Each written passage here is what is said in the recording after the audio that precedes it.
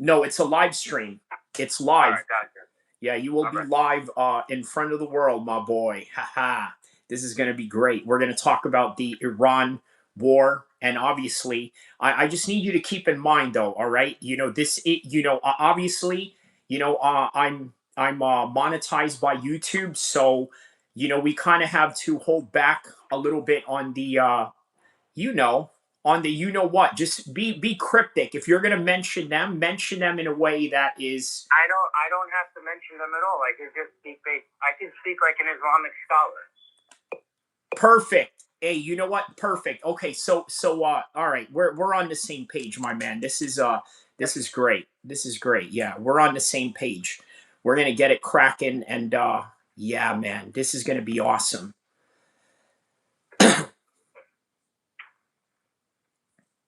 This is gonna be awesome, man. I can't wait. Well, do you see the link? I mean, I'm looking at a video of myself. Iran attacked emergency meeting, breaking news coverage, USA, Israel war. Join, yeah. Join, yeah. There you go. Add, and here we go. There it is, man. There he is. Man, Mike, how you doing, man? So getting a little morning workout, I see, huh? On this beautiful 11th day of Ramadan, right? And how ironic that they decide they were going to do this during Ramadan, right? Now, obviously there has to be some sort of like strategic reasoning behind that, right? I mean, like Well, out of I would assume demoralization. true. Right? I mean, it's a big holiday. I mean, to be honest, if you look at a pattern of how they treat Muslims for the past 20 years, it's just been getting worse and worse. So I think it's pretty obvious now, like what's going on. You know? Right. I mean, especially if you look at Palestine for 2 years. You know what else is there to say? Right. Correct. And I think you brought up a really good point there about Palestine, right? Because if you think about it, this is primarily one of the reasons why they are doing this. Because Iran has always had a nuclear program, right? This is nothing new. Uh, Here's another thing, right? Pakistan has a nuclear program, but they don't seem to be worried about them. And obviously, Pakistan right now is currently engaging against them boys in Afghanistan, right? And so it's kind of like they pick and choose who they want in terms of who gets to have nuclear weapons and who doesn't have nuclear weapons. And here it is, man. It's like World War III is about to commence. You have Pakistan and Afghanistan going at it, and now you have Iran getting bombed. On top of that, they responded immediately, which, by the way, is insane, right?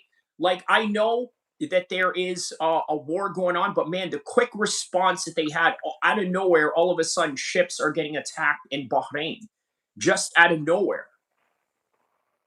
I No, mean, 100%. I agree with everything you're saying. You're 100% on point.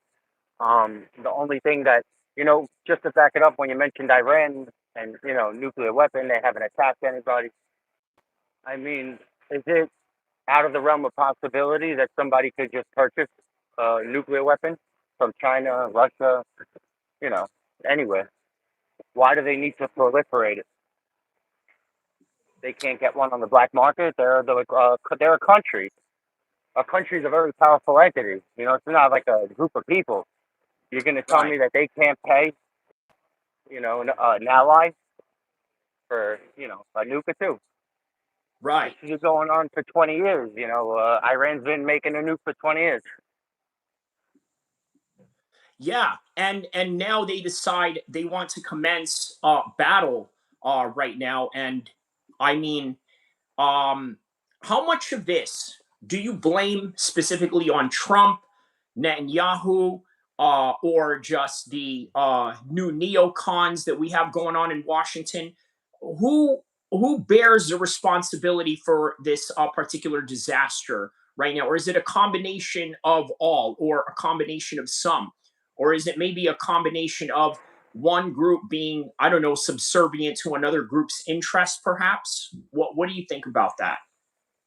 But when you mention it like that, the way I look at it is, I think if every administration that gets inside, office, is it a free for all?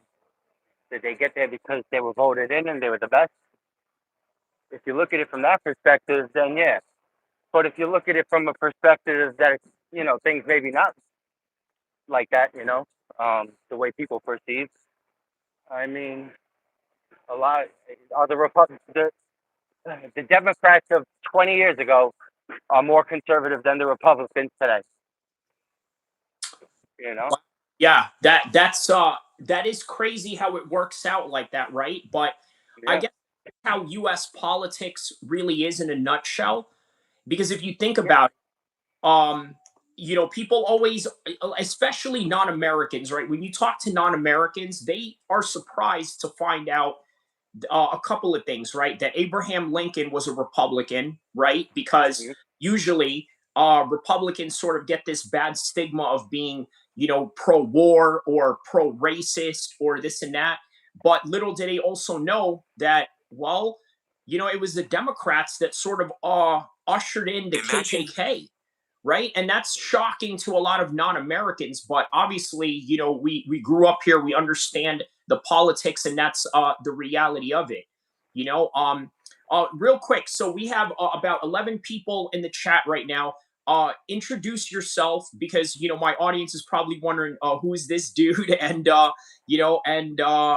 I'll tell you what, man. I grew up with Mike, right? So that's one. He's a New Jersey homie of mine, and the reason why I brought him here is because I know that he shines best when it comes to these particular subjects.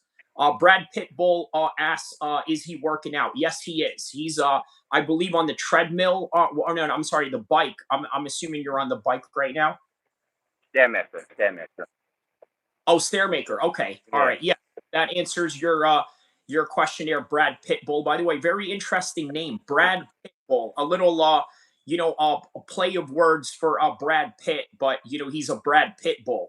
Uh Costello says, "See, he don't want to talk about Epstein." What are you talking about, Costello? We just got here. All right, interesting. That's an Italian name, so one of your fellow Italians here saying, "See, he don't want to talk about Epstein." How do you know what he wants or wants to talk about? We just got here. You know what I mean? Like, I'm prefacing, the Iran war. Right off the top. I mean, if you want to get into the Epstein files, sure. All right, we'll get to that right now. If you really request that, if you think about it, maybe that's the reason why all of this is going on, right? Maybe to create some kind of distraction, perhaps, because I mean, look, it's where are you in this, right? Do you believe that Trump was in the Epstein list, or do you believe him when he says that he was innocent about all this? so I mean, listen, someone like me, I don't believe anything that I hear, regardless if it's from, Republicans or Democrats. So, I mean, to believe that at this point, well, what do you think? I think that he knew. I think he knew what Epstein was doing, and I think a part of it is because Trump knew that Epstein was involved in all these international conspiracies, right? And here's Mhm. another thing that I think a lot of people will be shocked by. I think a lot of people are shocked to find out that in other parts of the world they heavily accept a certain type of behavior. Anthony Lackey says, "Did you choose that beard style?" Well, to answer your question, Anthony Lackey, my beard is indicative of being a Sunni Muslim. Obviously, as you guys know, this is an MMA channel, right? So you guys are familiar with Khabib. I often, get called Mini Khabib, Team U Khabib, Fake Khabib. You know what I mean? Anything that deals with Khabib. But in reality, Khabib or the Chechens didn't exactly make this particular style. It's a style that is, recommended by the Prophet, peace be upon him. It just so happens that the Chechens happened to be the one that sport it more than anything, and being that they're prominent in the world of MMA, they become the quintessential stereotype of the no mustache Amish beard. So yeah, man. So that's what I think, right? I think Trump knew, but at the same time, he knew how powerful this man was. And at the same time, I also think that he may not have participated in these things, but at the same time, he was sort of blind, or yeah. He says, why no stash? So let me ask you something. How do you feel about guilt association? Oh, 100%. Just like how they say in the streets, right? If you duck with them, you F with them. Hmm. You know, No, yeah, 100%, F with them, you duck with them, right? If you uck with them, you duck with them. hundred percent. That's the code of the streets, So and I, that's I I all universal standards. I know you have a lot of experience, with different people, different situations. You know how to read them. Psychology, body language wise. You know, when you see body language, videos, pictures, would you say that they were chummy chummy, like they weren't just acquaintances? Oh, real quick to answer Anthony Lackey's question here. He says, "Why the no stash?" That's a very good question, Anthony. The reason why is because the Prophet Muhammad, yes, did advise that, and the reason being is because a lot of religious figures have beards, right? That is the quintessential reality of things, right? They all have beards, so we have to distinctly remove ourselves from them, right? That is the reason why. So whenever I go to, let's say, an Arab kebab shop, they know right away. They're like, "Salam alaikum." Some of them think like I'm a sheikh or I'm a leader or something like that, and that's kind of the point, right? They know, like, for example, there's a lot of Syrian and Afghani refugees here. Like when they hear me talk, they're like, "Oh, who is this guy who speaks, very properly, has like a really white accent or whatever, right?" But then when they see the beard, they understand that I'm a little bit more than that. They know that I'm one of them. Marty Miller, my moderator here from Ohio. Shout out to you, my man. This is a guy that I grew up with in New Jersey, and well, let me just say that he studies a lot of these subjects, thoroughly, right? So I thought that the emergency right now is obviously Iran was just attacked, and this is something that he is, very familiar with, right? And also, Mike, you're a Muslim, right? But you're also a certain type of Muslim. Um, would you label yourself as a Shia, or a non-denominational Muslim, or at least Shia adjacent? What would you say to that? I mean, listen, I say I'm a Sunni, but does that mean that I have to disregard all the Shia hadiths? I'm not saying everything is legitimate, but how do we know if we don't look? Who are we to judge if we're arrogant enough to not look? So, of course, I try to follow in the way of the Prophet. And the Prophet wasn't Shia or Sunni, he was Muslim. He submitted to Allah. Okay. Lucido, man, you know what? I don't know what it is. There's a lot of Italian names popping up in the chat right now. I don't, and I didn't even specify you were Italian, by the way, right? This is, so it's like, he says, "Allahu There, Akbar be upon you." there, Lucido, there's a verse, huh? real quick, there's a verse in the Quran. It talks about the Romans. It says, the Romans have been defeated in a nearby land, but soon after this defeat, they will be victorious. And then it goes on to say that Allah has the last and final say. But this is obviously not the Rome of today. The Rome of today is not Uh, halal. Anthony Lackey asks, "I'm white though. Will they accept me?" Of course. Mike has been to the mosque before. Obviously, you see all types of Muslims there. So Anthony Lackey asks, he's white. Would they accept him at the mosque? What do you Of course, say? of course. They would accept you even. They would probably embrace you, maybe even more.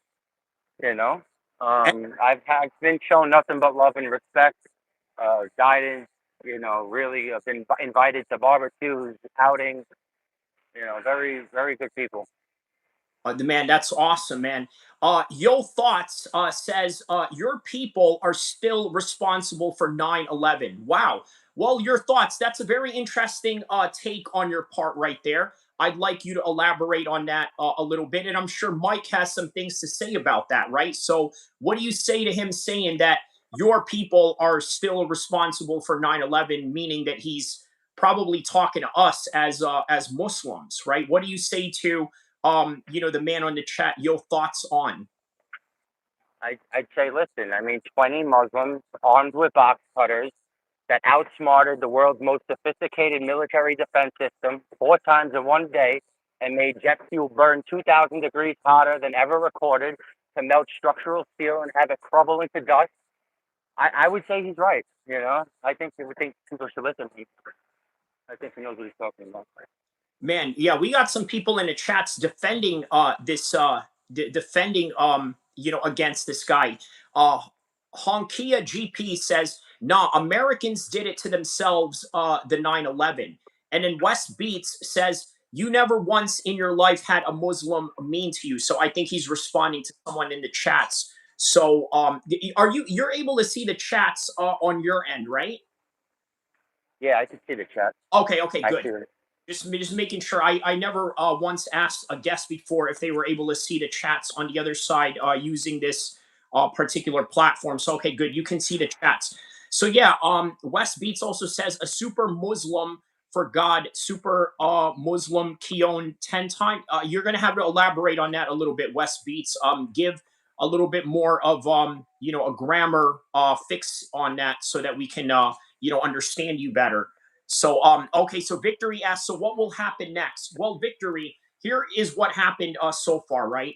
So they attacked Iran, and then moments later, this happened, right? I usually love putting that in my thumbnails, right? I sort of did that for my Charlie Kirk, live stream that I did as well, right? So it says moments later, this happened, and moments later, the U.S. Fleet installation in Bahrain was hit, right? And then on top of that, the UAE was hit.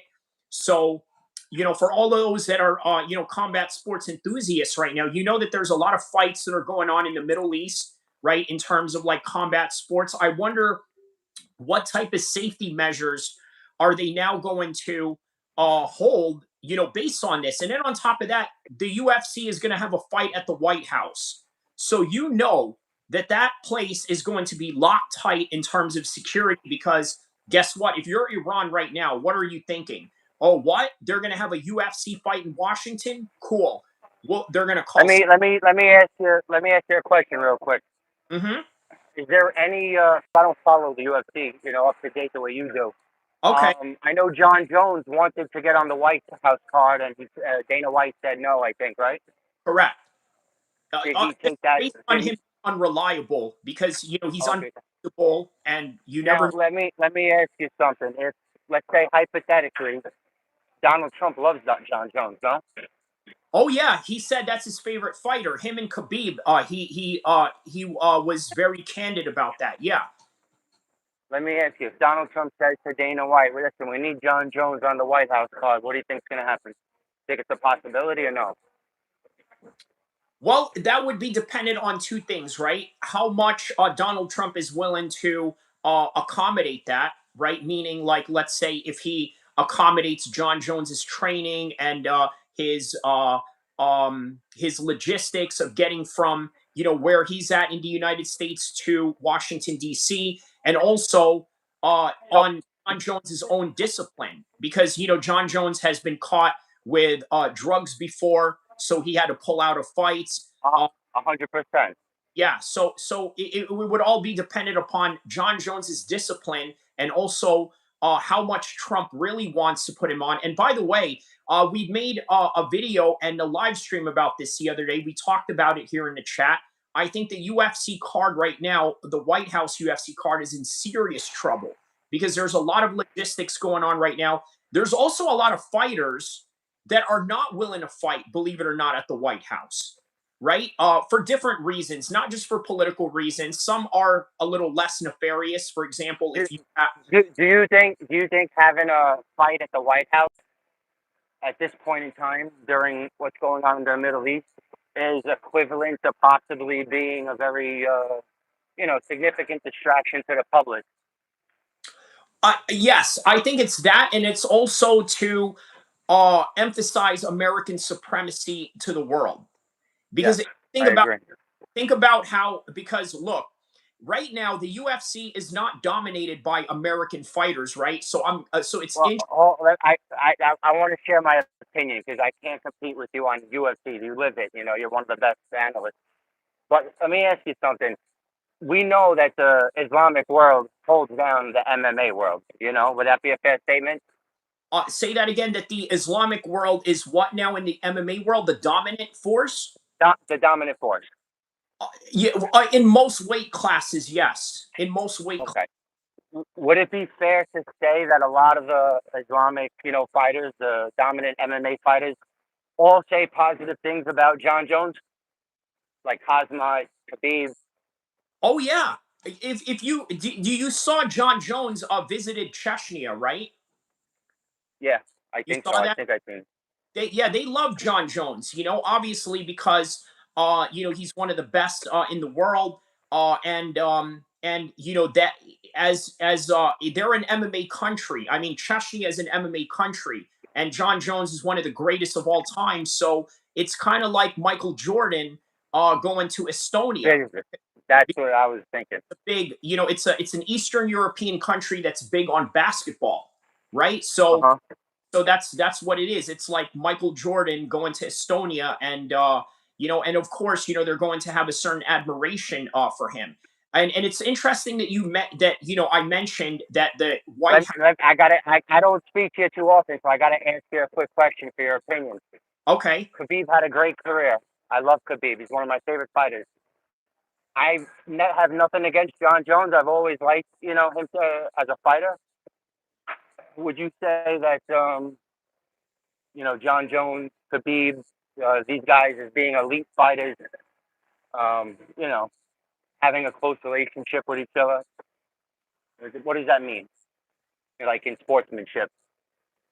you're saying that, well, it's funny you mentioned that Khabib actually said that he can't be friends with Jon Jones Yes, because the yes, reason why he can't be friends with Jon Jones is because he's friends with Daniel Cormier, who has coached Khabib, who has trained Khabib, and therefore his loyalty lies upon DC. So as long as DC and Jon Jones are enemies, Khabib can only admire him as a fighter and never as a friend. yes, yes. But I agree. Kamzat is in a different, he's in a different space. Yeah. Uh, but Jon Jones did fight his teammate, as Alexander Gustafsson, the tall Swedish guy, who by the way gave Jon Jones one of his hardest fights ever. Hmm. And that is that was the guy that came up with Kamzat. He's also trained Kamzat. He's been in corners with Kamzat. He's been in training camps with Kamzat. But their rivalry is not like with Jon Jones and Daniel Cormier, right? I mean, their rivalry is dependent upon the fact that they talked about each other's kids. They talked Hmm. about wives. They talked about all types of things that you can't go back in terms of just throwing it up as MMA banter or Of course. promoting a fight. It went way beyond that, right? So, with Alexander Gustafsson, it's a little bit different. It's just more like, hey, you were the champion at the time that I was a contender. So, therefore, we're going to have a friendly rivalry, which is why Kamzat, can interact with Jon Jones in a way that Khabib can't. And that kind of tells you a lot about Khabib. He's a very loyal guy. As a matter of fact, um, a homie of mine, right, who is Khabib's longtime training partner, Josh Thompson. He has a podcast called Weighing In Podcast, right? So during the time when Conor McGregor was fighting Donald Cerrone, he brought Conor McGregor into his podcast, via via split screen, kind of like what we're doing right now, right? He didn't exactly invite him to like San Jose, California to sit with him, but he did the same thing that we're doing right now, right? He interviews him. He's on the other side of the screen. He's on the other side of the world. Khabib was absolutely offended by this. Okay. Hmm. Even though Josh Thompson has some sort of contract, some sort of media contract with the UFC, where they help out with promoting the fighters. You know what I mean? Promoting the fights. During the week, and it seemed innocent enough. Just asking Connor, hey, how's weight? How's your weight during fight week? How's training camp? Very innocent questions. Khabib really took serious reservations to that, and that's just how they are built. You know what I mean? They don't mingle with the ops. Otherwise you become one of them, and that's the stance that Khabib has. So Let me ask you, what if Jon Jones took Shahada? I think if he did, I think that he would have obviously a much smoother life, right? He seems to have a very chaotic life. That could be indicative of a lot of things, but obviously, I think anybody that takes the shahada, I think their life becomes a lot more stable, right? I mean, I'm sure you could vouch for that, right? How was 100%. like when 100%. you took your shahada? It's been a growth journey from that time up until today, and it never ends. You know, um, as time goes on, you just become more conscious of Allah. You become closer to God, and He rewards. Your heart Right. and your intentions. Right. What are some things that brought you to Islam? Like what because I know the answer to this, but I would love for you to express this with people, because believe it or not, it has a lot to do with with the things that are going on in the world right now. Yeah, I mean, I don't want to, get too detailed, but I mean, anytime you see people being persecuted, for anything, but especially something that they had nothing to do with, and you destabilize the entire region, and they have to immigrate to other countries, they can't, feed their families, have good lives, and this happens for 20 years, you know.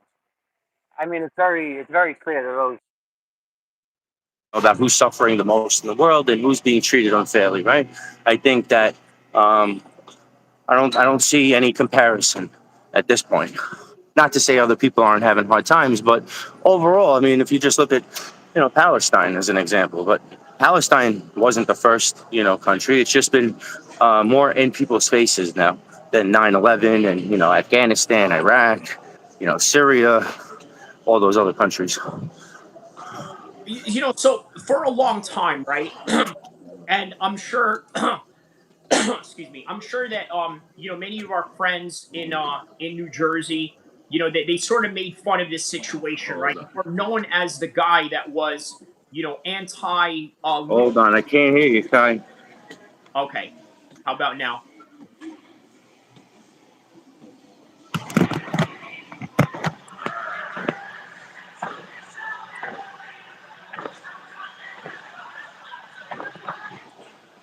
All right, much better. Can you hear me now?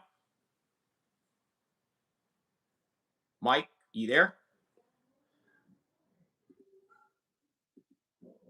You there, Mike? All right, I think we lost Mike momentarily there, but yeah, let me read some of these comments in the meantime, right? Burb one asking says, Christ, if you're gonna be a guest, pause your reps, brother. Absolutely ridiculous. I no big deal, man. Big deal at all. You know, uh, Jelly here says Muslims and Christianity have more in common than Christianity and Judaism. Wow. Okay, well, I'm going to highlight this comment right here. Okay, this comment deserves to be highlighted right here. Very interesting comment right there. Muslims and Christianity have more in common than Christianity and Judaism. Your thoughts on that? Okay, I think we still lost Mike there for a second. I think he's trying to get back. There it is. There he is. You back there with us, Mike? What's going on?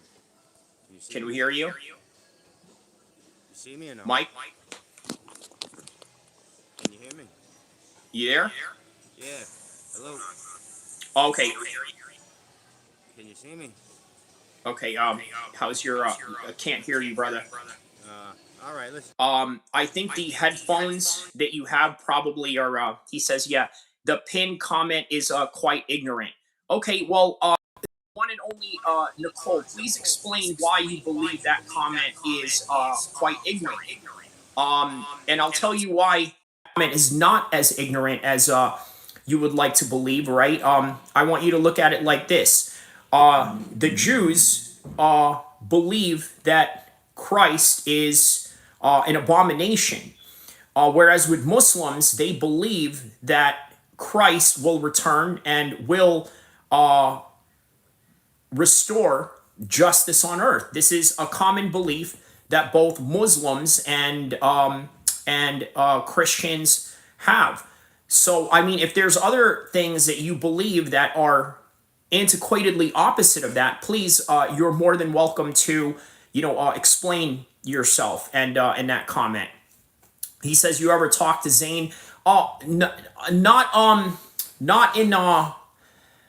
in full capacity. I don't know what had happened. I honestly talked to him about it. I can only sort of take a guess as to what had happened. But trust me, this particular conversation right here is probably a lot more appropriate for Mike, the guy that I just had on right now, than it is for Zane. Trust me, this would not be his particular conversation. But yesterday's conversation, obviously, with boxing in Egypt going on, that is a conversation that I think he would absolutely shine on. And, and as a result of that, yeah, he says green out. Yeah, good coverage, Kyrie. Oh, yes, on the, okay, so let me get started where I had left off with that yesterday, right? So I'm going to play you the last few minutes of that stream, and then I'm going to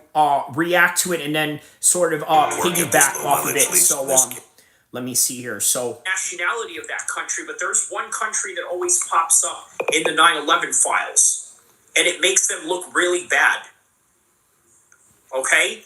So what country is that we're talking about that was in the 9/11 files? Hold on a second. Do a little number one break, because you drink a lot of water before you fast, and as a result of that,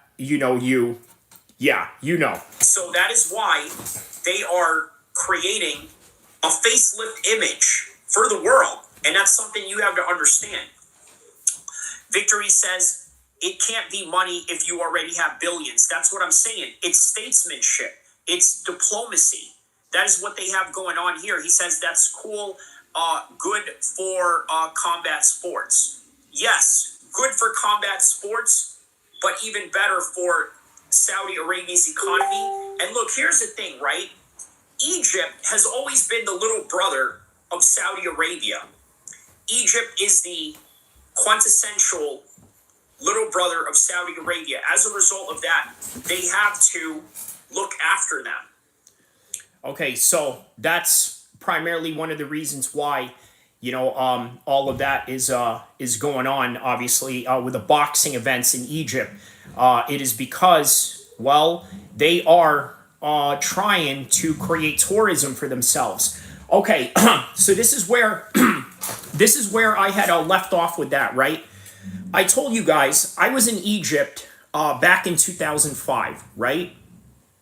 And when I was there were a lot of Europeans there, right? Not just British military intelligence service, not just the CIA, not just other types of businesses, right? There were Chinese businessmen that were mingling around Egypt for multitudes of reasons.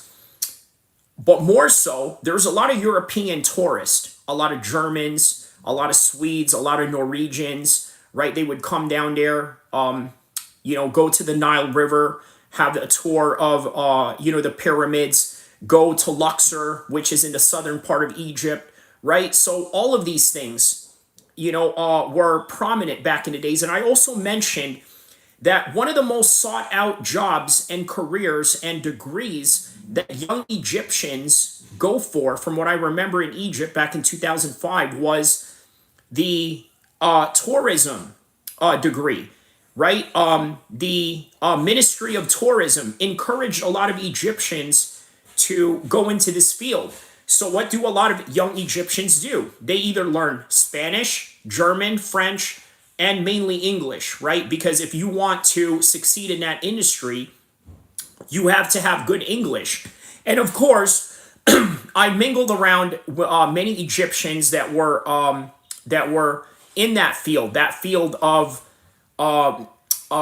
tourism, tour guiding. Okay, well now it's a little bit different, right? Tourism has gone down, and that is a direct result of European economy, American economy, and people just not traveling the way that they used to. I remember when and by the way, that was not the first time that I had traveled in Egypt, right? Prior to going into the Marine Corps, I had gone to Egypt back in like 2003 for a vacation, right? And that first time that I went there, I remember I was sitting, by the way, not to brag or anything like that, right? You know what I mean? But I was sitting business class, okay, from New York City to Cairo. And I was sitting next to a college professor who worked in the American University in Cairo, who, by the way, happens to be a Greek man, right? So, as a result of that, what do you call it?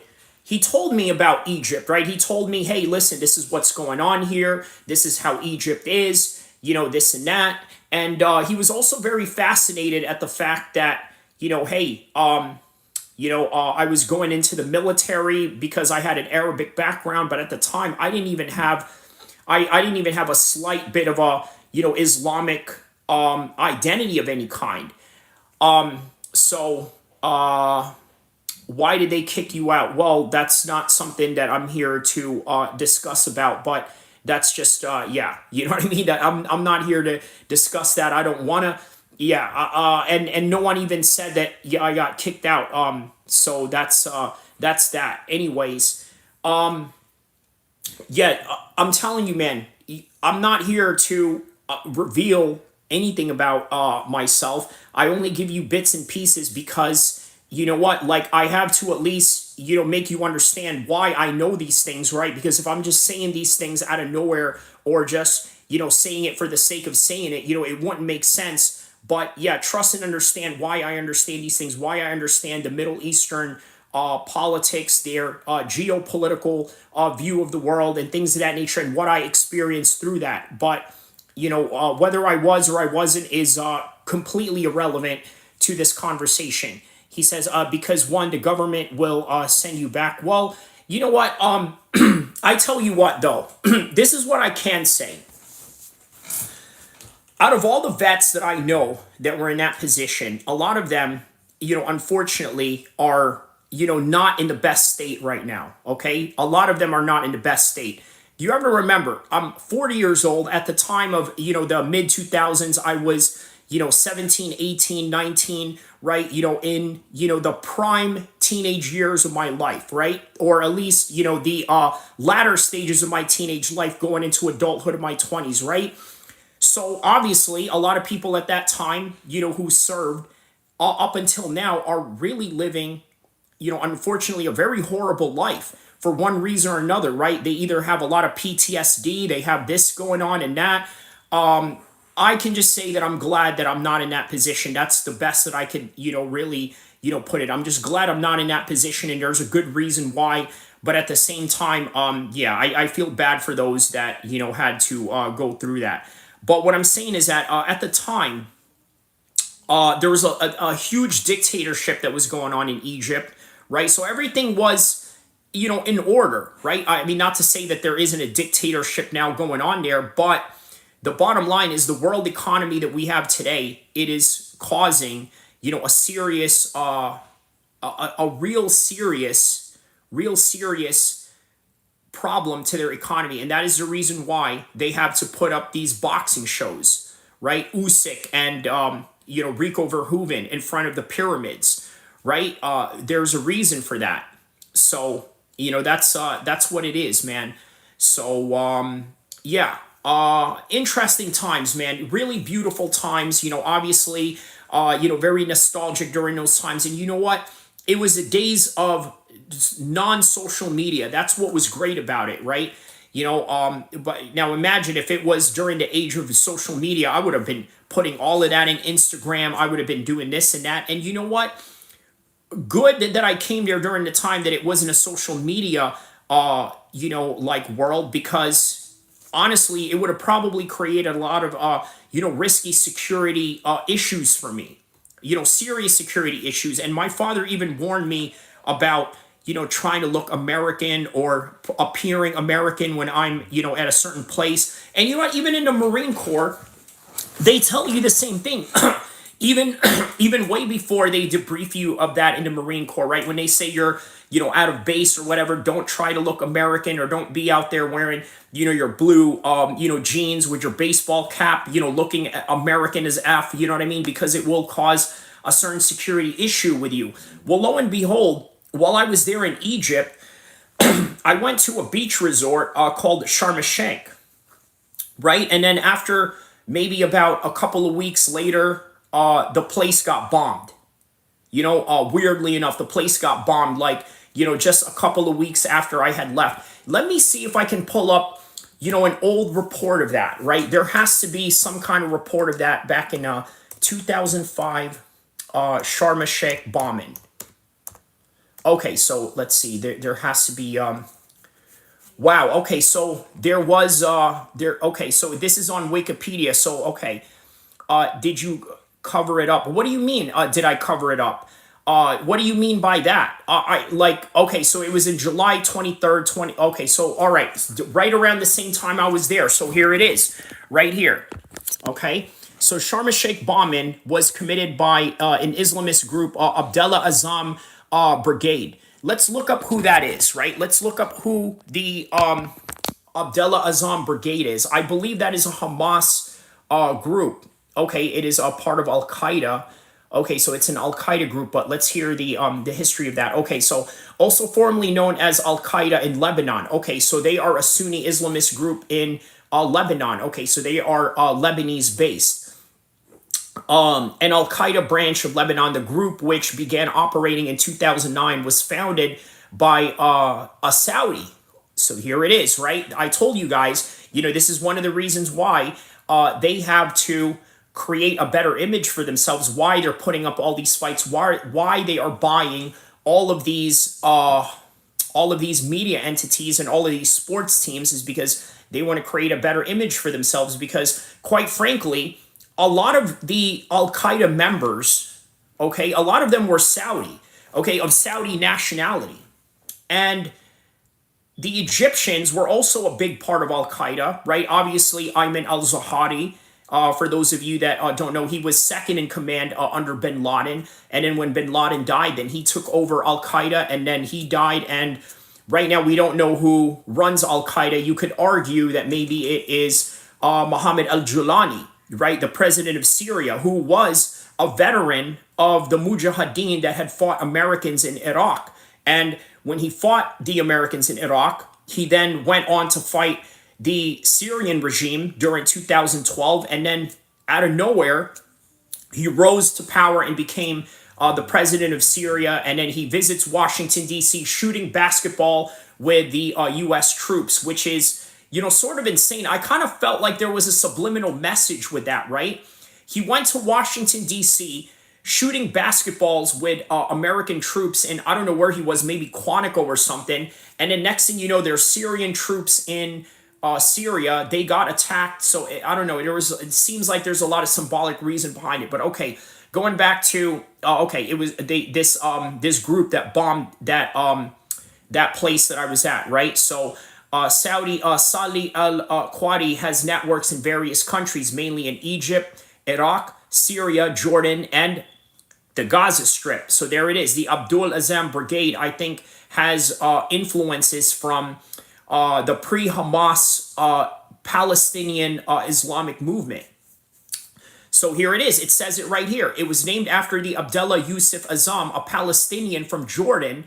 By the way, there's a lot of Palestinians in Jordan, right? Surprisingly, a well-known preacher and organizer who was among the first Arabs to volunteer to join the Afghan jihad against the forces of the Soviet Union in Afghanistan in the 1980s. Some are non-related terror organizations have been known to use the name Abdul Azam Brigade as a name of convenience for their operations. Now, after grave injuries, Al-Qadi received, as a result, a drone attack in Pakistan, and his eventual capture upon his return to Saudi Arabia by Saudi authorities. Now, the leadership of Abdullah Azam Brigade was assumed by Majid al-Majid, a Saudi affiliated with Fatah al-Islam and Al-Qaeda.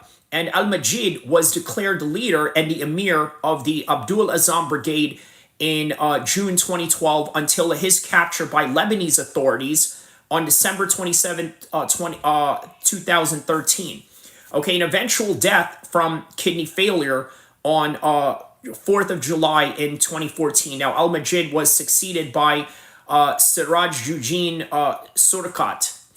Now, the history of the Abdul Azam Brigade was formed by the Saudi National, yes, as we mentioned, at an offshoot of Al-Qaeda in Iraq, and was tasked with hitting targets in the Levant through the Middle East. Qadi was a Saudi citizen and is on the list of the 85 most wanted terrorists that issued by the Saudi Interior Minister in 2009. Okay, now the group formally announced its establishment in July 2009 video statement claiming responsibility for the February 2009 rocket attack against Israel. Okay, so that is their some aliases of the group called the Martyr Abdullah Azam Brigade, Abdullah Azam Shahid Brigades, Al-Qaeda in Lebanon, Abdullah Azam, Al-Qaeda in the Levant, Al-Qaeda in Syria and Egypt. So those are some of the names that they have going on. Okay, so here it is with the Sharm el-Sheikh bombing. Let's go with that because obviously that was there during the time that I was there. Okay, so committed by the Islamist group, July 23rd, 2005, the Egyptian resort city of Sharm el-Sheikh. By the way, one of the most beautiful places in Egypt, by the way. Okay, I'm going to show you a picture of Sharm el-Sheikh, and then I'm going to show you a picture of me in Sharm el-Sheikh if I could find it here real quick. So, okay, this is Sharm el-Sheikh, Egypt, right? I mean, wow, just the absolute beauty of it. And look, they got the old school, boats right there from the 1800s. You got real modern boats going on there. So this is like basically the Monaco of Egypt, right? Very beautiful place. I'm going to show you a picture of me on a boat in Sharm el-Sheikh, right? Dressed all hood and everything, right? Just looking American as F.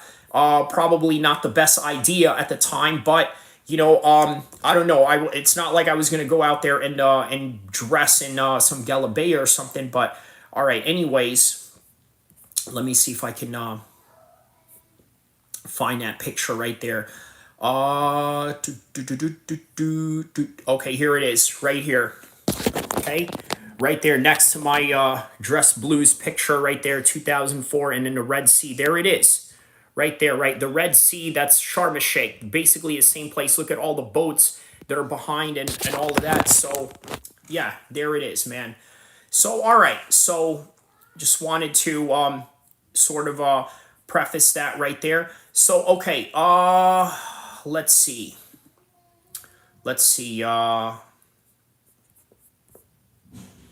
Okay, in-depth analysis, the road to the war in Iran. Let's hear what Myron Gaines has to say about this. So let's start with the Middle East, okay? Okay, this is the Middle East right here. Grand scheme of things, right? What you guys need to know is that this little slip of land right here, the state of it, okay, pretty much is the main superpower right now, or nuclear arm power in the region, okay? And the last country kind of standing in the way of this is a country called Iran, okay? Now, Iran has had issues with for a very long time. And one of the main reasons why there's problems between Iran, it isn't just geopolitical, but also religious. has been occupying Palestinians since the 1940s, since its creation, okay, in 1948, and even before then, okay? I've talked about the dark history of it before with the Haganah, Erga, and Stern gang, Leahy, all that other. Talked about this before. We don't have to necessarily go over a history lesson over here. What you guys need to know is that the Israelis occupy some land that is of some consequence to the Arabs and the Muslim world. This land is the Gaza Strip right here and the West Bank. Okay, so what they like to call Judea and Samaria, right? The Israelis, and obviously you go right into Syria as well and all this other shit. But the point is that you guys need to know as far as like the West Bank up here or Gaza Strip is that there's a heavy Palestinian population. We're talking about millions upon millions of Palestinians that are being occupied by the Israelis. They have no rights. They have no voting rights. They're not Israeli citizens. They basically, essentially, are occupied, have no sovereignty, have no right of self-determination, and yeah, okay? Now, the Arab world has had a problem with this for a very long time. And the Israelis, what they've tried to do is, they've tried to get around this, okay? They've tried to get around dealing with the Palestine question. What is the Palestine question? What are you going to do with the millions of Palestinians that you guys occupy, okay? Are you going to give them some citizenship? Are you going to give them are you going to have a one-state solution where you bring them in to society? Or are you going to give them a two-state solution? Well, the Israelis don't really want to do either. And the reason why the Israelis don't want to do either is because if they give them their own state, well, they're going to want some type of sovereignty. They're going to want some type of police force, military, and ability to defend themselves, etc. Israelis don't want that on their border. But they also don't want to bring them into as citizens because they will lose the majority, okay? Right now, it's roughly 2 million Palestinians with like 8 to 10 million, I forget the... All right, so you understand so far, right? That is a very interesting take by Myron Gaines there, right? He said a couple of things, right? They don't want to take them in as citizens because they will take over. This is primarily one of the reasons why a lot of Palestinians are not able to go to other Arab countries because other Arabs are scared of the Palestinians. Here's something you got to know about the Palestinians, right? They are master spies, just like the Israelis are master spies. You also got to understand the genetic makeup of Palestinians and some Sephardic Jews are not that far off. Okay? They are part of the, at least some Lebanese and some Palestinians, they're part of the Phoenician race, right? People that, came from the Romans, right? So they have a very similar ethnic background in terms of, culture. The Israelis and the Palestinians, they have very much similar type of food, right? They love the same type of rice, basmati rice. They eat kebab. They eat, what is that called? Mashi. Dolma. I believe it's called dolma in English, but yeah, mashi. Those leaves that are wrapped in rice, right? Those things. They have very similar cultures, and what is also similar with them is that Palestinians are master spies, and as a result of that, they know how to create infiltration. They know how to navigate through different countries. Now, if you look at the Muslim Brotherhood and you look at, let's say, a lot of the liberal Muslim groups in the United States like CARE, a lot of them have a Palestinian leadership behind them. Okay? So, now, I'm saying this as a very objective observer, right? I'm not giving you this as some sort of like, okay, I side with one group over the other. I think you can kind of, understand, where I side with or who I don't side with. But on any regard, I'm giving you an objective take. This is the reason why.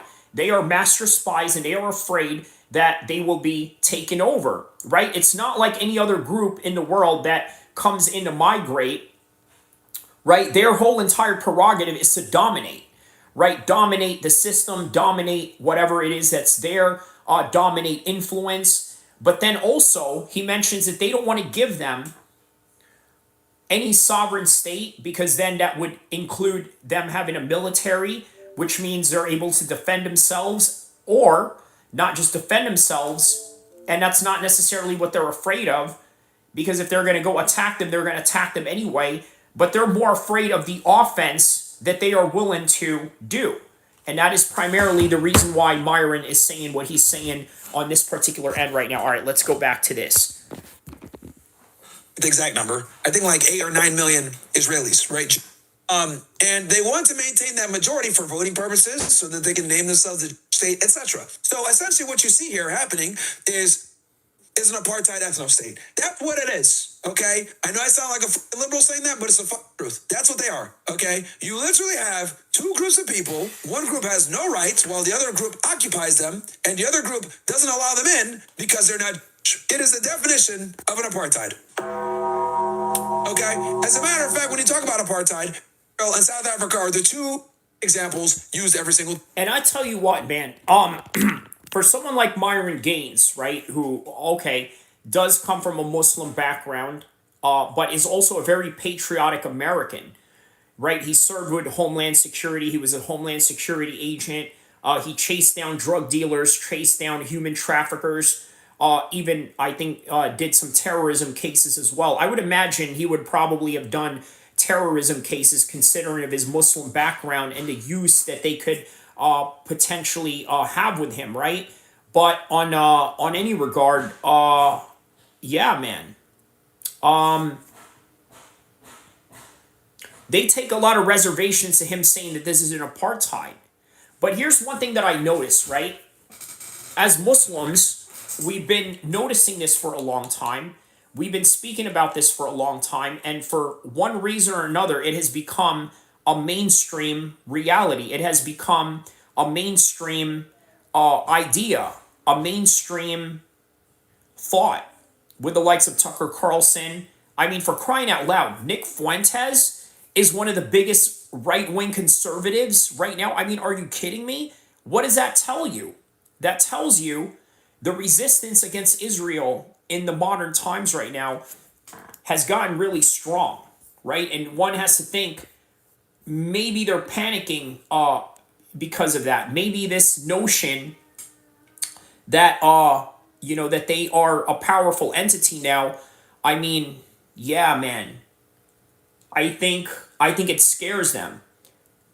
So, something to think about there. All right, so all right, let's get back to this right here, this video with Myron Gaines.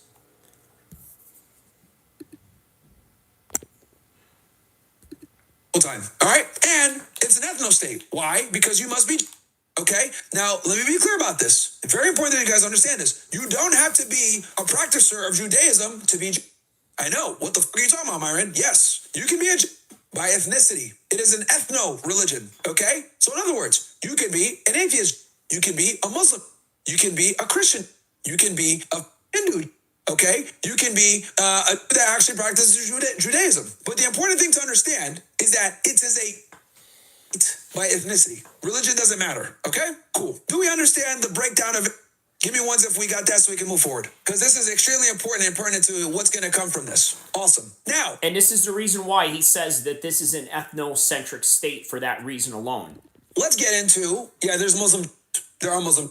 Now, let's get into the Palestine question, like I mentioned before. So for years, the Israelis have been trying to avoid the Palestine question, whether it's a two-state solution or a one-state solution. There's been many different accords where they've tried to work towards it. The closest they ever came was the Oslo Accords, but that's a whole other conversation between Yasser Arafat and Yitzhak Rabin. They ended up Yitzhak Rabin, they ended up Yasser Arafat. That's a whole other conversation if you guys want more details on that. I literally did a debate with Destiny about this topic, okay? If you guys want details of all the different accords. But for the purpose of this conversation, let's talk about the Abraham Accords. The Abraham Accords, guys, were accords that were created, signed on September 15, 2020 in D.C. And basically, it was Muslim countries, Muslim Arab countries, accepting and recognizing as a sovereign state. Now, for many decades, guys, the Arab world refused to acknowledge Israel's existence, refused to acknowledge Israel's sovereignty because they were occupying Muslims, Palestinians, Arabs. So they said, as a joint unity, we are not going to recognize it until they give the Palestinians their own state or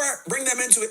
Well, we know why. They won't do either. So what the Israelis have been trying to do is they've tried to use the United States as almost a middle ground to facilitate diplomacy with the Arab world that simply doesn't want them there. And now here's the thing, right? Here's the thing. The only way that the US can serve as a middle ground is if, let's say, you have a president like Nick Fuentes. I'm not kidding you, okay? If you have a president like Nick Fuentes, that is the only way they could ever be in a middle ground. Donald Trump will not operate in a middle ground. He has admitted plenty of times that you cannot operate without this particular country helping you in the United States government. You can't operate without them. And that's the reality of it. And that's his reality. And that is what he sticks by. That is what he lives by. And as a result of that, you will never have that type of equality in terms of being the middle negotiator. Now, they seem like they can be, but I need you to understand this, right? In the Quran, it says, you know, there are people that say they want peace on earth, but they actually cause mischief. You know, this is the reality of the U.S. government in a nutshell. The United States has been able to be fairly successful. They've done it through lifting sanctions. They've done it through giving them aid. They've done it through giving them support, etc. So the Abraham Accords, right, have included a couple of different countries now at this point. Bahrain, obviously Israel's a part of it. The UAE, Morocco's in, and so is Sudan, right? And also, interesting for you guys to know, the Egyptians are also having an agreement. Honorable mention here. The Egyptians have an agreement with them under the Camp David Accords. Okay, these are. And this is why Egypt is not only the little brother of Saudi Arabia, but also the cousin of Israel. Or is right here. And this is an important mention because Egypt was like one of the first Muslim and Arab countries to accept. You can see here we got the terrorist Menachem Begin, Jimmy Carter, and Anwar Sadat. This was a very controversial. Agreement. This was back in 1978, a long time ago. But there's a reason why we pay Egypt so much money. Egypt is I think the third highest recipient of foreign aid or the second after.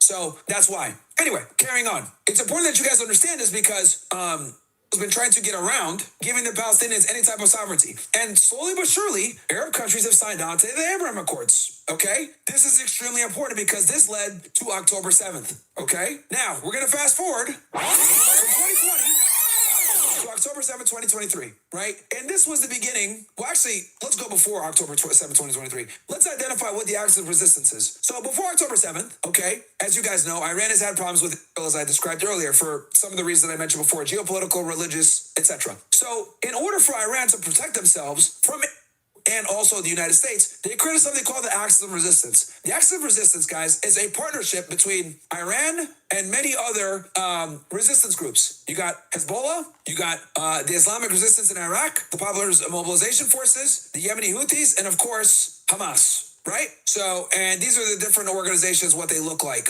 You got, hold on. So here's Hamas, right? Palestinians out of the Gaza Strip. Then you got Hezbollah, based out of Lebanon. Okay. So again, Gaza Strip right here, Hamas right here, Hezbollah, Lebanon to the north. And then you have the Houthis down here in eastern Yemen. Now you guys can see that this almost creates like a ring of fire around them. And then you got Iraq, and you got Syria, and then obviously you got Iran. So which means that this is the reason why Israel goes so hard when it comes to their tactics that they use in the Middle East, right? The type of relationships that they built, the type of areas that they operate in, the groups of interest that they go after, because quite frankly, they are in self-preservation mode with what Myron just mentioned as the ring of fire that is surrounding them.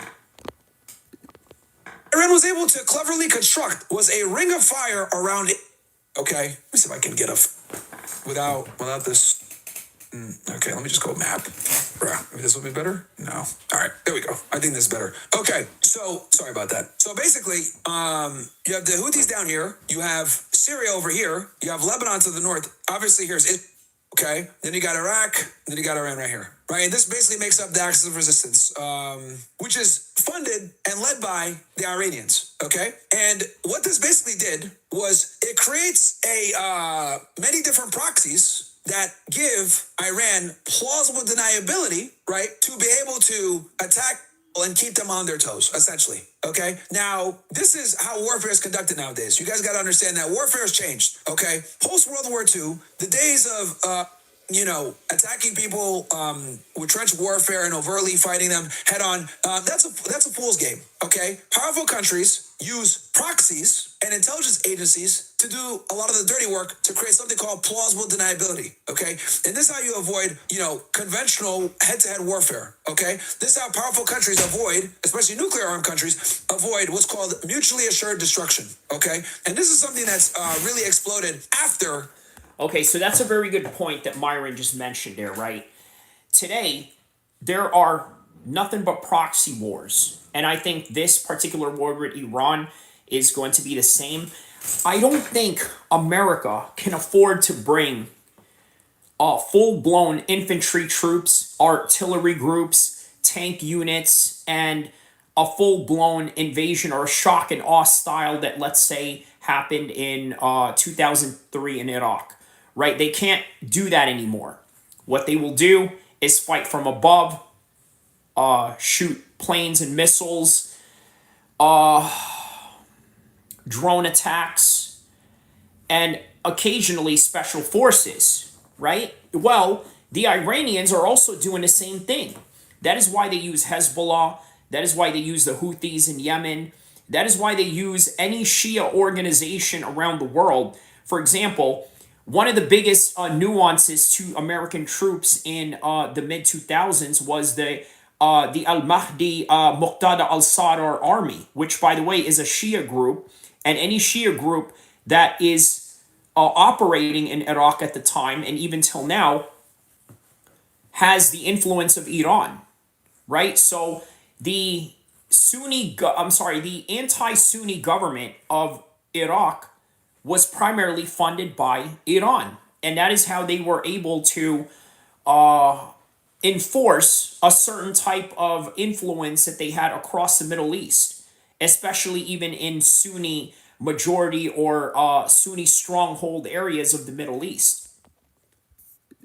World War II, with the rise of intelligence agencies and proxy groups. So the Iranians have practiced this as well. And Iran is intelligent. They saw the fall of the Middle East, okay? For you guys to really understand the fall of the Middle East, you must understand Israel's policy. And Israel's policy is pretty much written out right here in this memo right here, okay? Every single time, every single crime, memo, guys, okay, is a policy document that was prepared in 1996 by a study group by Richard Pearl for Benjamin Netanyahu, the prime minister of Israel back then. And basically, it outlined how they want to take over the Middle East, okay, which included back then, Saddam Hussein was the big bad boogeyman that they wanted to get rid of. But if you look at it, all the countries that they wanted to get rid of, okay, this list, all those countries are pretty much cooked now. And the last country left is what? Iran, my friends. They want to get rid of Iraq, Syria, Lebanon, Jordan, like all these Middle Eastern countries, bro. Sudan, Libya, all these countries were on the list, right? And pretty much all of them they've either been destabilized or had some type of partner agreement, whatever it may be.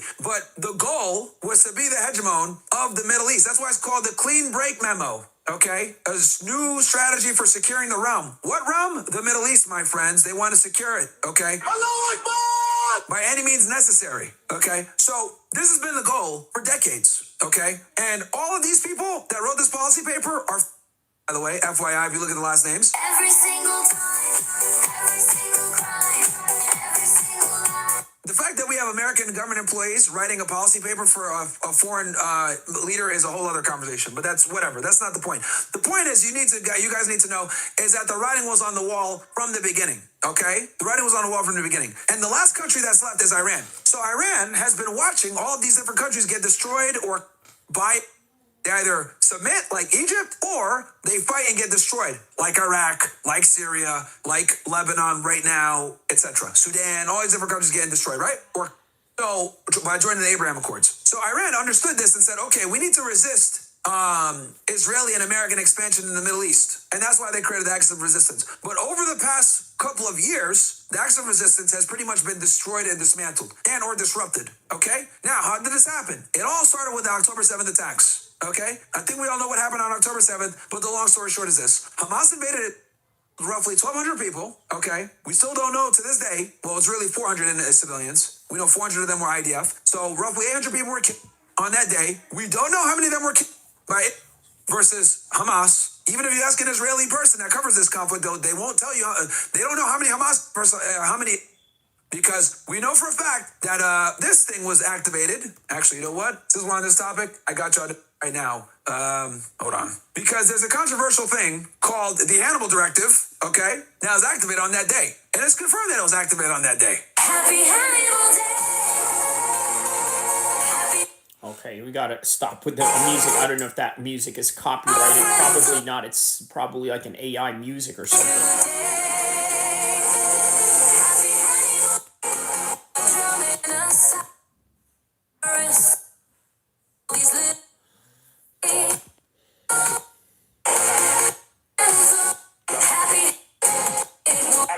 Without guidance, some pilots said they joined local. So, why am I telling you this? I'm telling you this because October 7th is what led to all of this. So it's very important to analyze October 7th, okay? Again, roughly 1,200 Israelis were killed on the day. We know 400 were IDF. That's enemy combatants, fair game. And again, and according to international law, guys, remember, it's considered an occupying force. As an occupying force, the people that are being occupied have the right to resist. No one ever talks about this in international law, by the way. So the IDF members that were, the IDF soldiers that were, that's fair game, unfortunately. It's warfare. Then 800 were.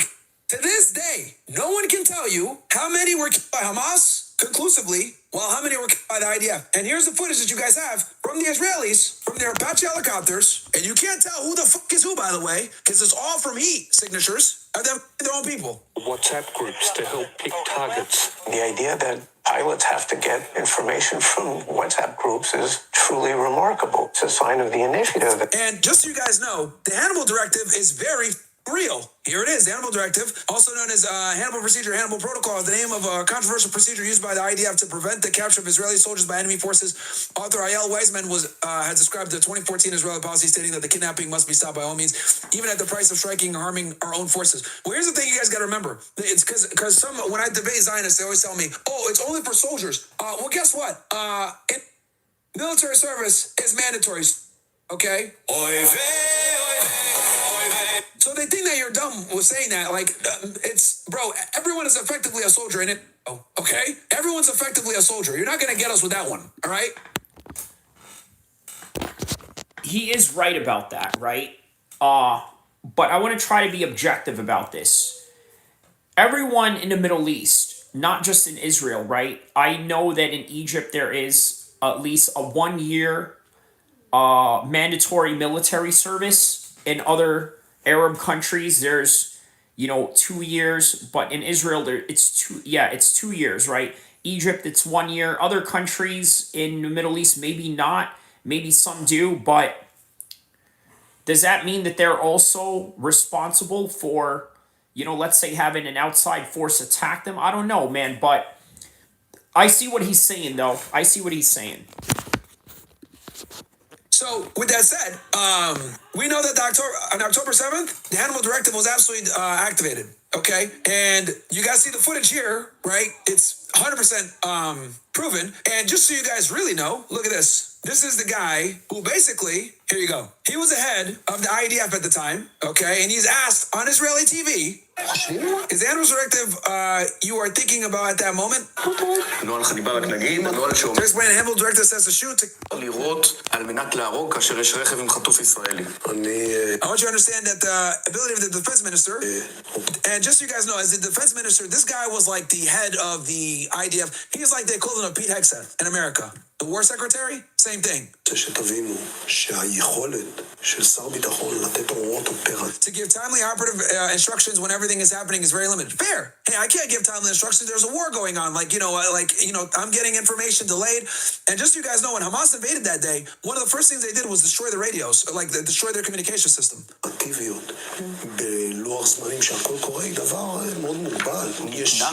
Was the order given for the Hannibal Directive? So they asked him straight up, was the order given? What does he say? I think that tactically in various places it was given. And in other places it was not given, and that is a problem. And this is what they don't want you to know, Chad.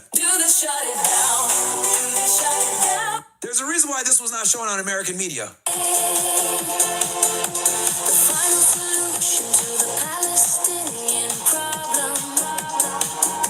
Okay, literally. the October 7th attacks happened. We talked about that. But again, you guys got to remember that the outrage of the October 7th attacks, right? They were talking about beheaded babies. They were talking about getting mass raped, all which was disproven, by the way. Okay, they couldn't find any forensic evidence of the mass. They couldn't find any beheaded babies. They said babies were put in ovens, right? Because we all know why they say that.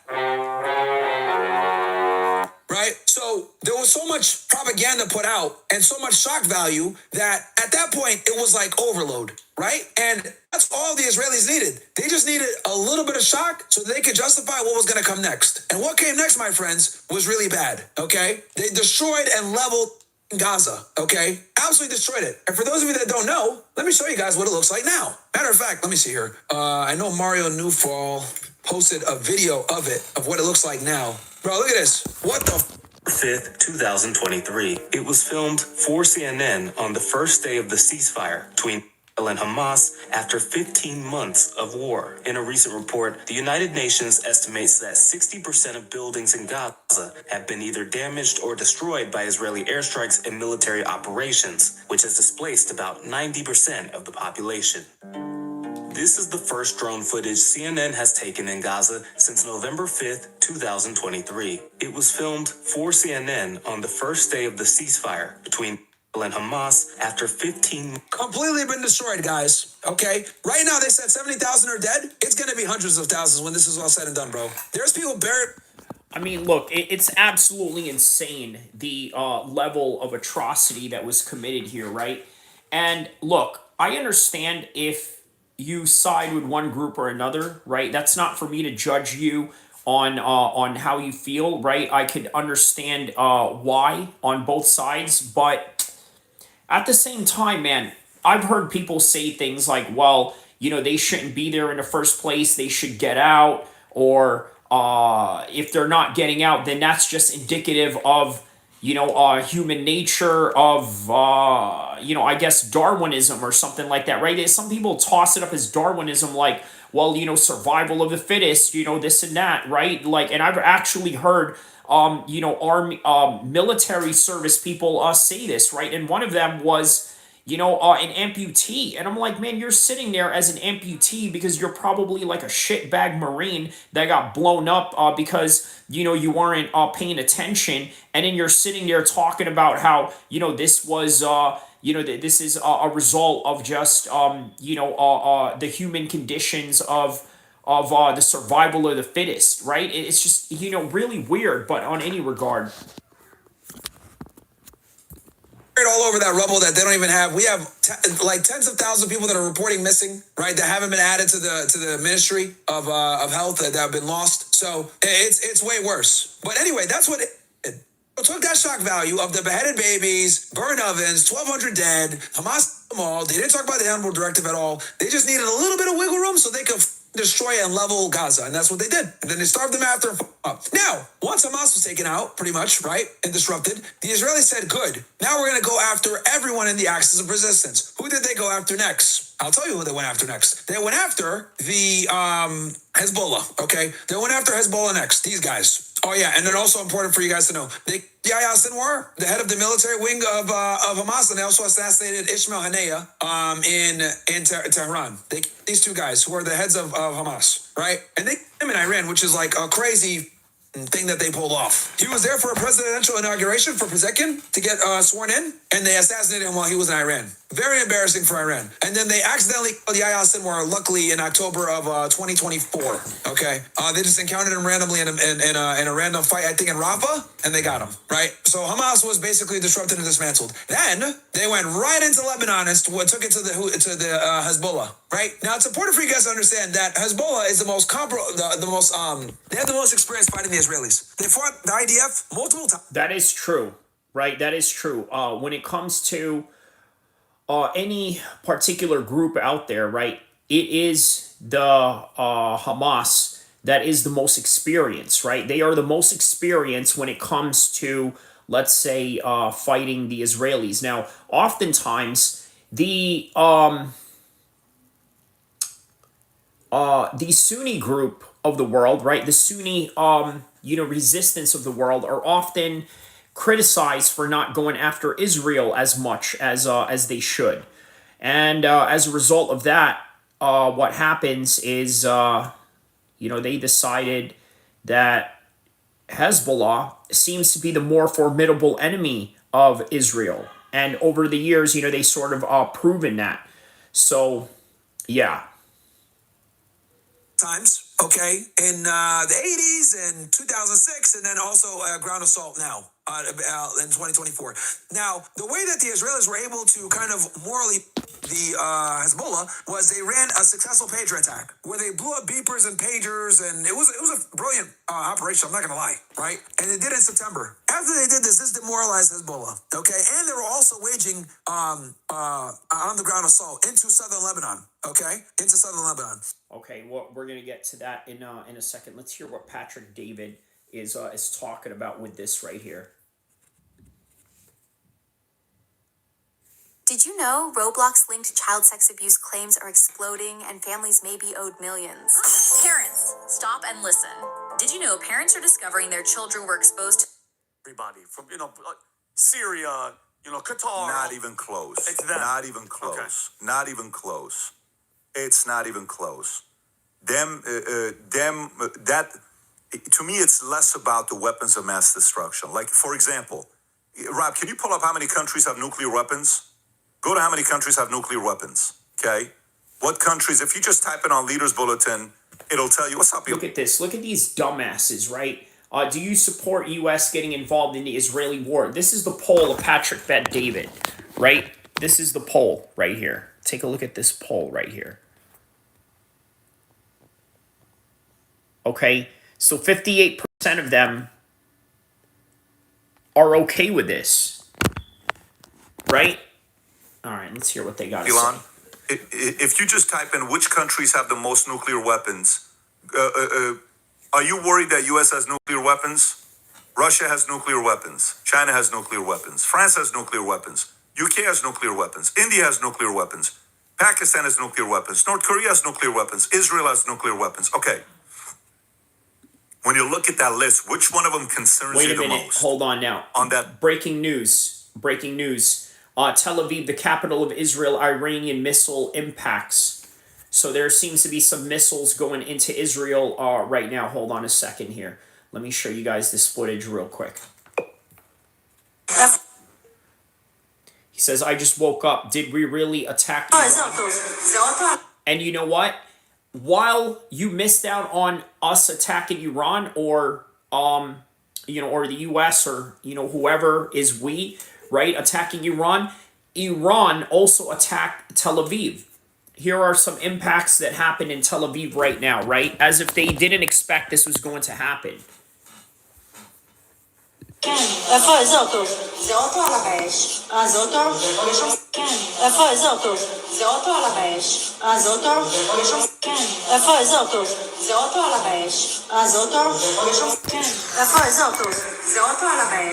Yeah, Israel has been attacked. Israel has now been officially attacked by Iran. Okay, so that is what's going on right now. I'm going to put this in a timestamp. 1 minute and 21.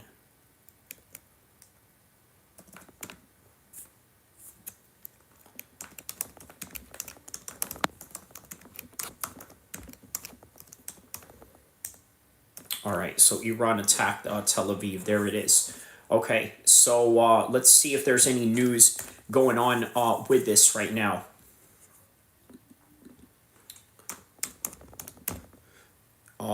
Iran attacked Israel. Okay, and they also attacked U.S. bases as well, right? So watch interception seen from Tel Aviv after U.S. and Israeli attack.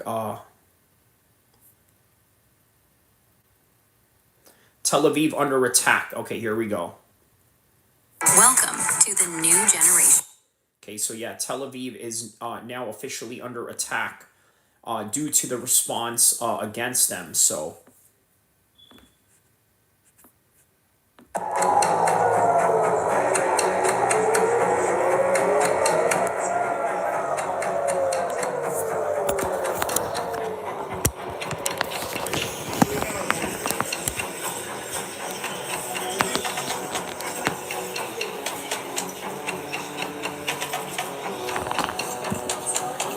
This is in Tel Aviv right now.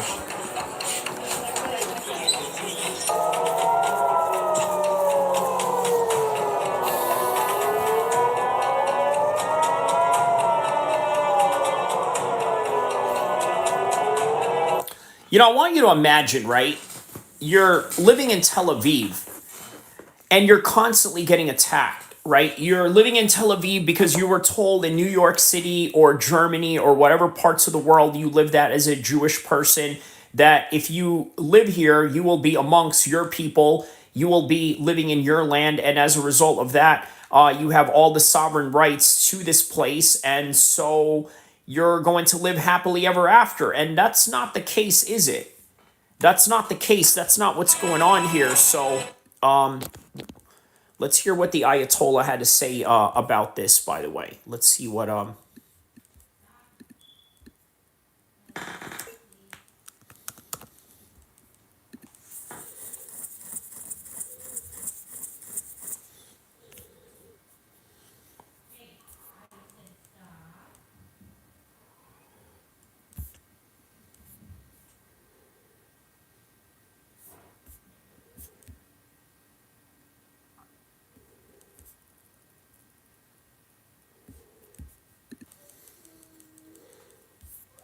Okay, right here.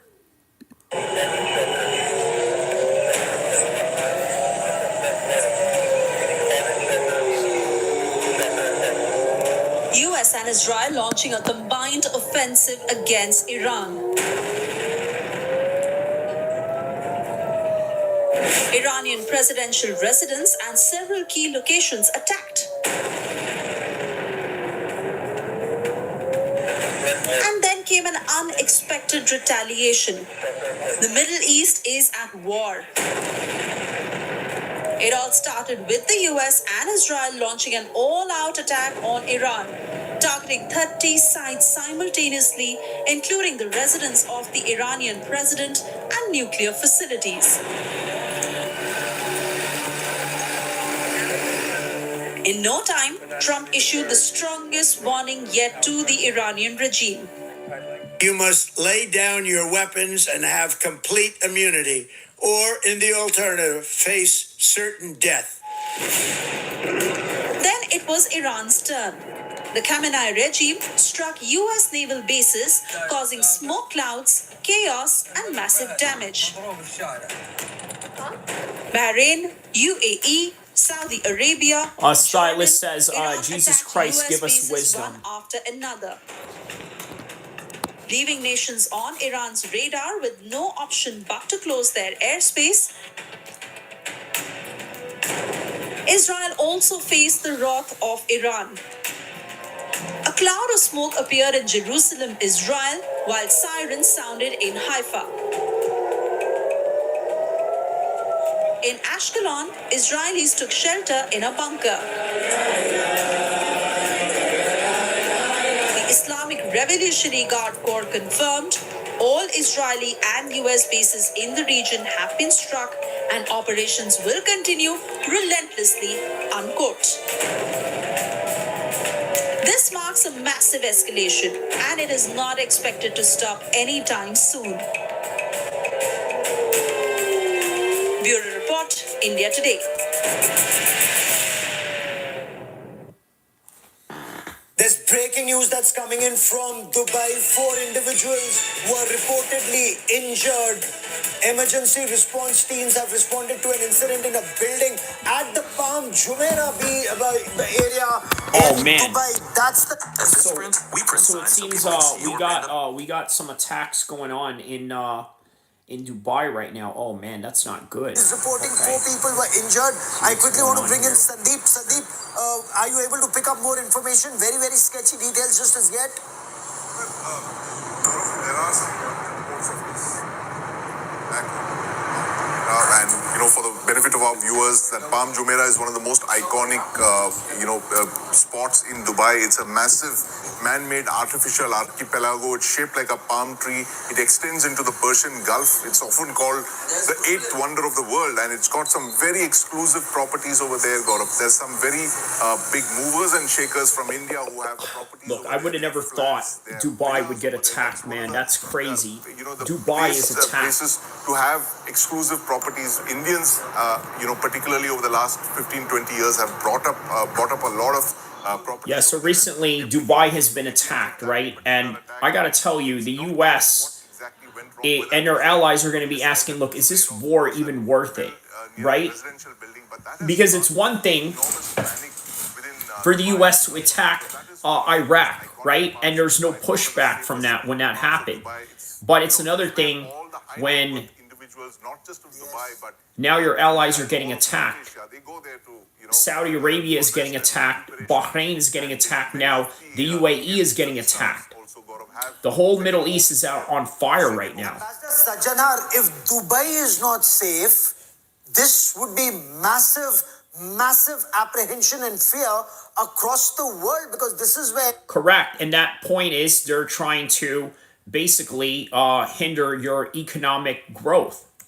No, you're very right, Gaurav. And I think what Iran is also doing by all this, of course, it had threatened that it's going to hit out at the American assets and American bases in the region. But then it is,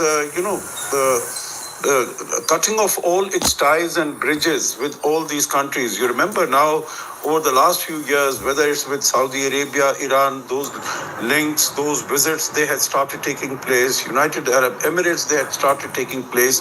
So Iran was being slowly and gradually brought into the mainstream of the economics and politics of that region. But by actions like this, it is burning all its bridges, it's burning all its contacts. And we were talking about Strait of Hormuz, that it is going to shut that out. And you and both Sandeep, you brought it out very clearly. It's just about, meaning I have traversed through that region very often. It's just 25 miles, 40 kilometers. 20% of the global oil energy goes to this.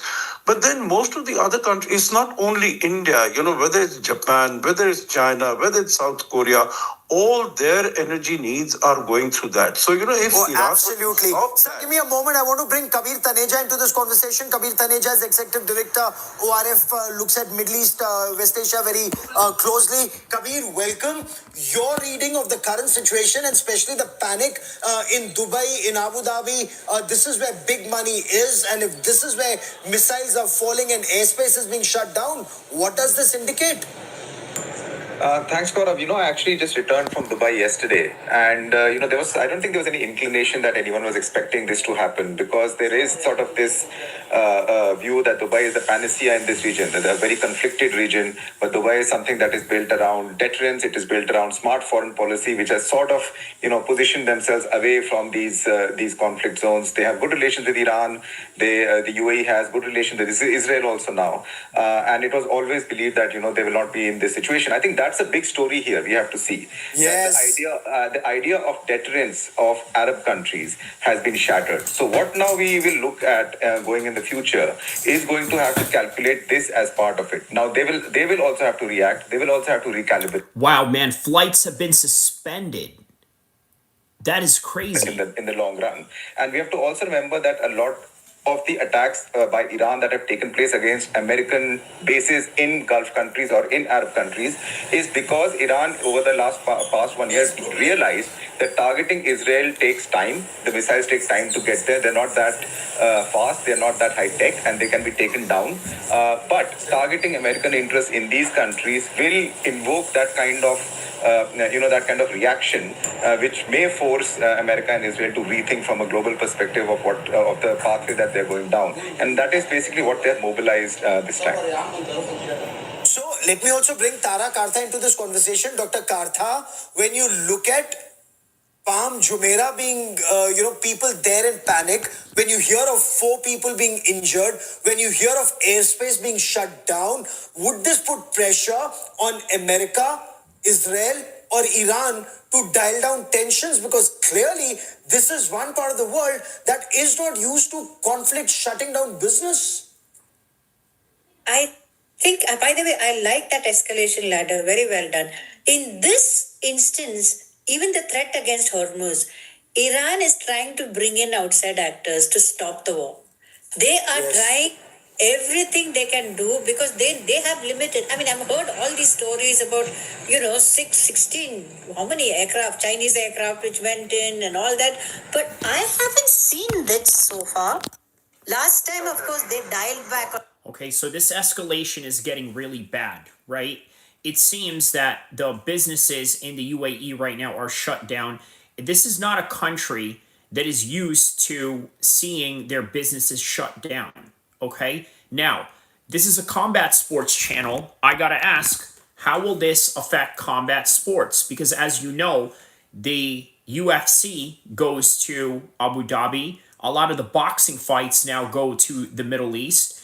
Usyk versus Rico Verhoeven are going to be taking place in Egypt in front of the pyramids. Now, how will that affect the whole entire region? Now, I know Egypt is a bit of a neutral country, right? Meaning that they have relationships with not just Iran, but they also have relationships with Western countries. So will they play some sort of mediator? And also, what sort of mediator are they going to have in order to sort of make these things happen, right? Or sort of create peace in this particular region. But all right, going back more to the history of how all of this started by Myron Gaines. Let's check this out. And then they also were able to successfully assassinate this guy, Hassan Nasrallah, in September. So basically, they did a ground assault in September, they basically invaded Lebanon, southern Lebanon. They started bombing the out of Beirut. They killed Hassan Nasrallah, and they successfully did the pager attack. So bomb Beirut, pager attack, then they caused Nasrallah, right? And Beirut, just so you guys know, is right here. Now, the Israelis were threatening to march all the way to Beirut, but they couldn't do it because the Hezbollah was fucking them up. Okay, I'm not gonna lie, they were fucking up on the ground. But since the Israelis were able to strategically Hassan Nasrallah and the rest of the leadership of Hezbollah, they literally eliminated like all the top guys. They were disheveled. Thousands of fighters didn't know what to do. The communication was off. They were all scared to use walkie-talkies. So the Israelis did a fantastic job of chopping the head off and then destroying their ability to communicate with each other. So that is why they were able to win. They didn't have to beat them on the ground. All they had to do was take out the leadership, right? They took out the leadership and they made them terrified to use the communication devices. And that is how they did it. Genius. Really genius. All right. So they got rid of, and they also got rid of other generals in Hezbollah, which I've talked about before, but I won't go into too much detail because we're going through the timeline here, how we got here. Then, literally right after the ceasefire, which they went ahead and agreed of a ceasefire, your boy Bashar al-Assad, who was the president of Syria, right? Which is located right here. Here's Syria. He was over here in Damascus. Then what ended up happening was a rebel war started happening in Syria right after Lebanon and Israel secured a ceasefire. Okay? And who led that? Here, this guy right here, Ahmed al-Shara, led Tahrir al-Sham, okay, or HTS, which is a rebel group, and they started storming Syria. And what they basically did was, Ahmed al-Shara was here in the Idlib province, right, which where a lot of the rebel groups were. And you guys know Syria was already fractured with many different civil wars. Sorry, many different countries involved in this area. Literally every country in the Middle East had a hand in this conflict. The United States, the Kurds, the Syrians. And by the way, yeah, he's showing, who also was behind that war. Yeah, I remember that conflict vividly, right? One of the biggest things that I had remembered about that was how many countries were involved, not just through proxies, but when you look at Al-Qaeda, when you look at ISIS, they had a lot of foreign fighters that they had recruited, and they would use Turkey as a way to funnel those fighters through that channel. Right? People would travel to Turkey, and from Turkey, they would disappear out of the radar and into the war zones of Syria and Iraq. That is what I vividly remember of, what happened during that time. So, the acts of resistance, everybody, right? Russians, And the Russians had supported Bashar al-Assad, and their air power is what kept them in power for a very long time. Okay. I'll tell you another interesting thing about that too, right? There have been Russian and American troops that have even gotten to a shootout in Syria at that time. Okay, but as you guys know, Russia is in the middle of a war with NATO right now. So they could not support him with the air power that they needed, and Hezbollah had been weakened. So that led to the next domino. And what was that? That led to your boy Ahmed al-Shara running into Aleppo, taking Aleppo over, and then working his way down the M5 highway into Hama, into Homs, and then eventually to Damascus. And Syria fell within 3 weeks in late 2024, okay? Bashar al-Assad jumped on a plane, he fled to Russia, and your boy Ahmed al-Shara took over the government. And he's been president since 2025, okay? And Trump admitted that he basically got him in, which I've been telling you guys for like 2 years now, that Trump and the West were critical in getting Ahmed al-Shara in, and the Israelis. They tried to hide it back, but the United States and the Israelis absolutely backed him into getting Bashar al-Assad out. Why? Because Bashar al-Assad worked with the Axis of Resistance, worked with the Iranians, okay? It was a critical component to that. And you see, that is what's interesting about the politics of the whole thing, right? This is why during that time, a lot of people had this notion that ISIS was funded by Israel, and I thought this was a very ridiculous notion, right? The reason why I thought this was a ridiculous notion to say that ISIS was funded by Israel is because, number one, there are factions that the United States was funding in Syria. The thing is, the majority of Americans did not understand the difference between, let's say, they didn't understand the difference between, let's say, al-Nusra or Al-Qaeda or Hayat Tahrir al-Sham, the Free Syrian Army. There's all these different factions, right? And so the fact that they didn't understand these factions kind of made me critical of this notion that, hey, you know what? Israel is funding ISIS. I just never believed that. And I argued with a lot of people about that, right? But a lot of people were vehemently in agreement to the fact that they thought Israel was funding ISIS. And this is the reason why. It kind of makes sense why people would think that Israel is funding ISIS, because of the confusion and the type of different groups and factions they have around them.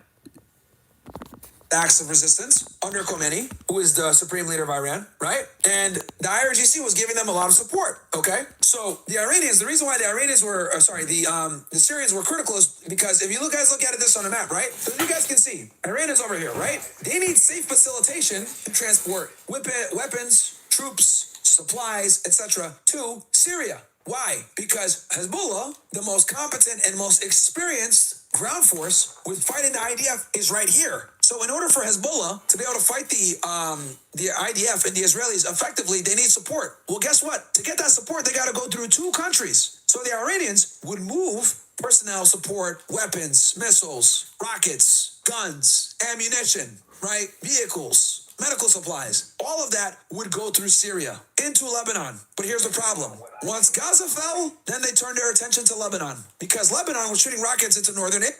60,000 people had to evacuate. So it was like the Hezbollah was like just pestering them with rockets. And it made it difficult for them to do their ground war in Gaza. So once they stabilized Gaza and they took over the entire strip, then they said, okay, now it's time to go after Hezbollah. So they went into Lebanon, invaded, started shooting rockets at Beirut. They did pager attack. Hezbollah was destabilized. After Hezbollah was destabilized, then that kicked off the rebellion in Syria, and Ahmed al-Shara basically went and took over the country in 3 weeks. They got Bashar al-Assad out of there. And Bashar al-Assad could not get the support that he needed from Russia because of the NATO war. The air power that they relied upon was taken over. And the Russians quietly negotiated with the al-Shara regime to protect Tartus. So Tartus, for you guys that don't know, is a very important strategic location for the Russian military. So, man, I got to tell you, world politics is a complicated matter. It really is a complicated matter. Look, let me explain something to you, right? This is why you can never have a conversation with an idiot about, the Middle East or the things that are going on in the Middle East or elsewhere. because they just will not understand. They have almost zero to no understanding. And then the minute that they start understanding, they don't understand the complicated matters that come with it. Like, what do you mean that Russia was making deals with Mohammed al-Julani? Well, yeah, because, well, just like what Myron just mentioned right here. Is quietly negotiated with the al-Shara regime to protect Tartus. So Tartus, for you guys that don't know, is a very important strategic location for the Russian military. So instead of saving Bashar al-Assad, So you understand how complicated that is? Do you understand how complicated that is to the average mind? Let me play that again. Regime to protect Tartus. So Tartus quietly Russia because of the NATO war. The air power that they relied upon was taken over. Listen to this part.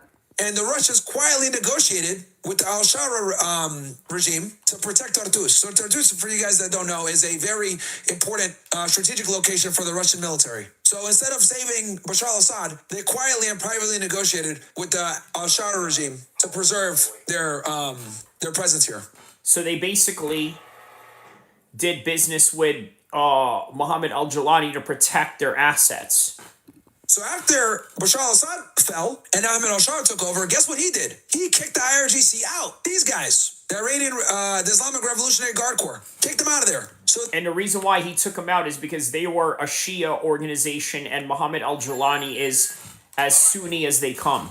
They were not able to assist and replenish these guys, Hezbollah. See the domino effect now, Chad, in the Middle East? Now, once Syria fell in the axis of resistance, al-Shara kicked them out. Then they had to go back to Iraq, right? And Iran. So now you got Hamas gone. You got Hezbollah gone. Bashar al-Assad regime gone, right? It's important to know, as this was all happening, right, in 2025, Trump's in office now. What did Trump do in 2025 when he got in? One of the first things he did was he started bombing the out of the Houthis. So as also fighting these guys up here, the United States started bombing the Houthis down here. Now the Houthis, okay, officially known as Ansar Allah, right? The United States took them on. This is how Signalgate happened, if you guys remember. Remember Signalgate? When Pete Hegseth and members of the cabinet were talking on Signal, which is like not secure for classified information. Remember that? This is what got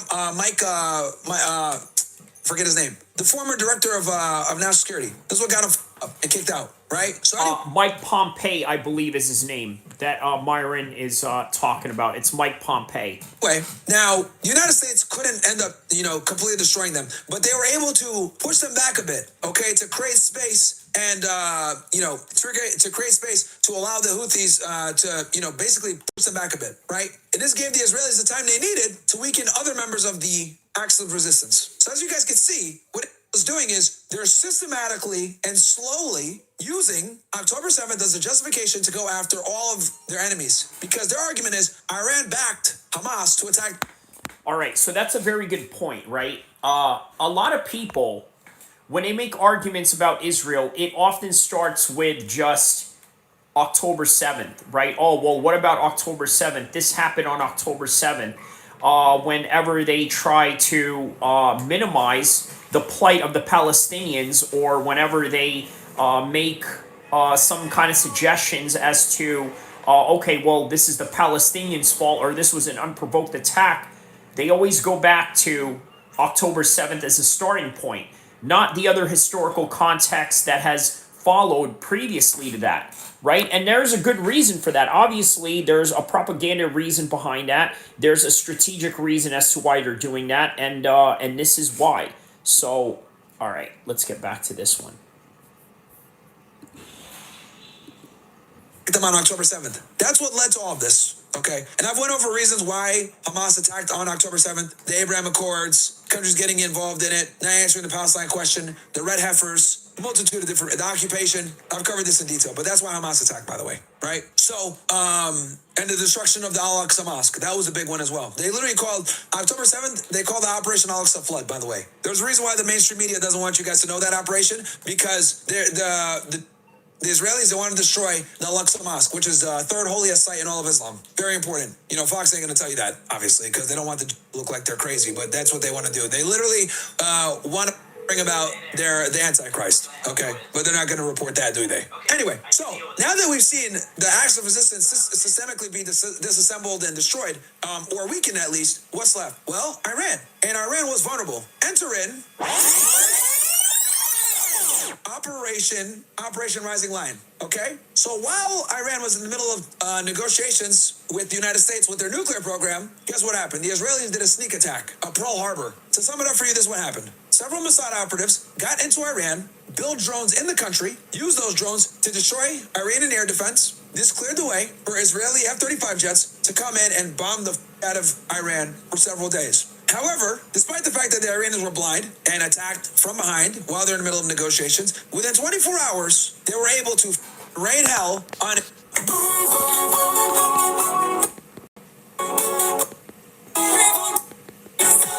see all the rockets getting through.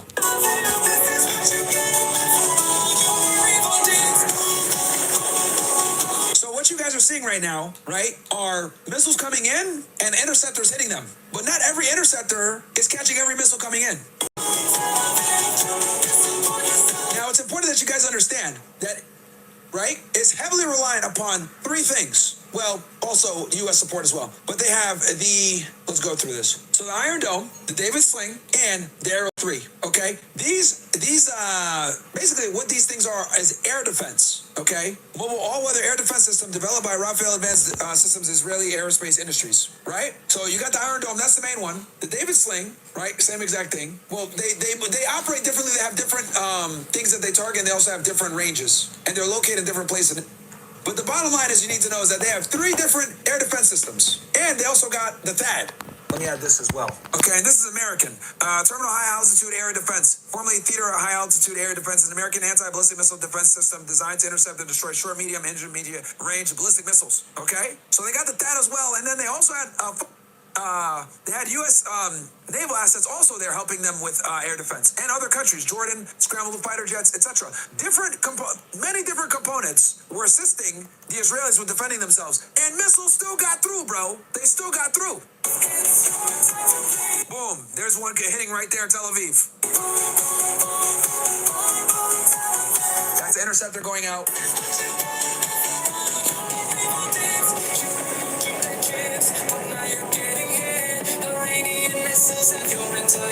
They got the kid dancing.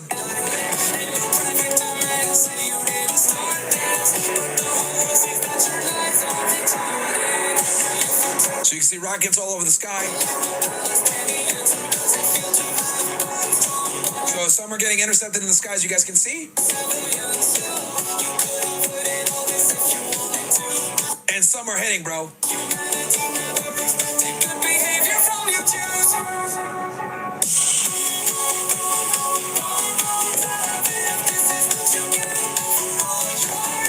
Yo, these beams are crazy. All right, so obviously, I don't know if this music is copyrighted or not. Just kind of, lower it down. Sorry. So that's basically what's happening here.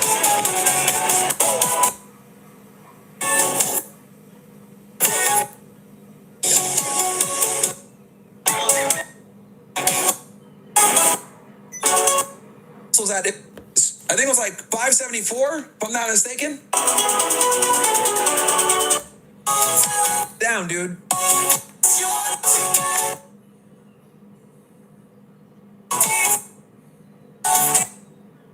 Important, right? Because mainstream media didn't really cover too much about how many of these rockets got through, but a lot of them got through and caused quite a bit of damage, guys. Like a lot of damage. Matter of fact, so look at this. Behind me is the wreckage from a ballistic.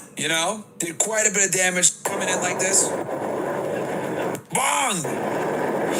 And guys, keep in mind, spends billions upon billions of dollars for air defense. Also, we were there helping them. So they had three different air defense systems: Arrow, the Iron Dome, and the Sling. They had the THAAD, and then they also had Jordanian fighter jet scrambling. They had American assets helping them out, and rockets still got through. And they didn't even use their best shit. Right?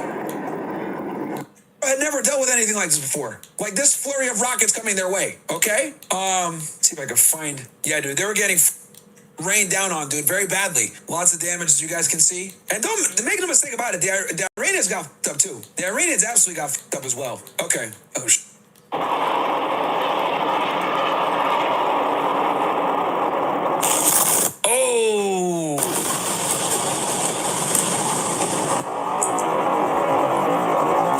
Oh man, yeah, that's war for you, man. It's never good for any side, right? Just like what Myron said, right? They both got effed up on both sides as well. So, and you guys got to remember, for the Israelis, this is like, what the their Iron Dome is supposed to be impenetrable, okay? So obviously this is a big deal. This is a problem. Shout out to you, Ben. Thank you.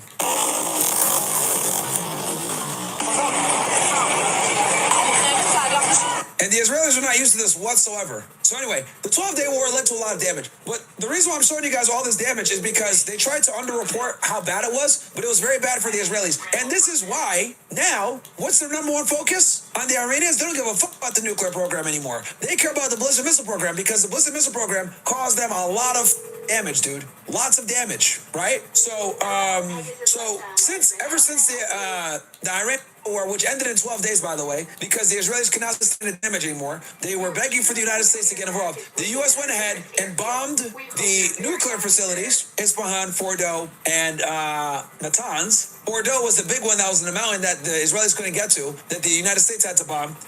They thought that they had pushed back the nuclear program many years, but now they're claiming that they're rebuilding it, whatever the fuck it may be. And also the Iranians were able to move out roughly 400 kilos of highly enriched uranium, right? So this led to the Iranians, after the 12-day war, they collected a lot of information. And the first thing they realized was... By the way, man, a lot of good knowledge that Myron is having here. And of course, I'm just kind of stepping in a little bit here and there just so I can, not get I don't know if you can get a copyright strike off of this. I mean, he's not even monetized, but still,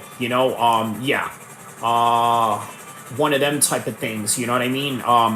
Really good information that he's given out here. Number one, they had a lot of spies. They found all those Mossad assets and them, right? Next, they were on the first planes to China to get new technology. And boy, did they get some new technology, okay? Then they also beefed up their military, right? And they started basically refining their defenses because they knew that this was going to be part one of another conflict because the Israelis, the United States wants the regime change. And since Iran was able to survive the regime change attempt, they knew something else was going to happen. So fast forward roughly 6 months. Trump, high off of his victory from kidnapping Nicolas Maduro, says, all right, let's do a regime change in Iran. Let's do it again. So what does he do? Him and the Israelis manufacture protests in Iran. And they did this by getting Which, by the way, this is what all of this led up to, right? So they manufactured a protest in Iran, which, by the way, is classic CIA tactics. One of the things that they try to do is obviously create disruption, right? The type of disruption that would sort of destabilize the region, and then when that region is destabilized, then they can go in there and basically take the whole entire country for the taking, and that's sort of what they did right there. So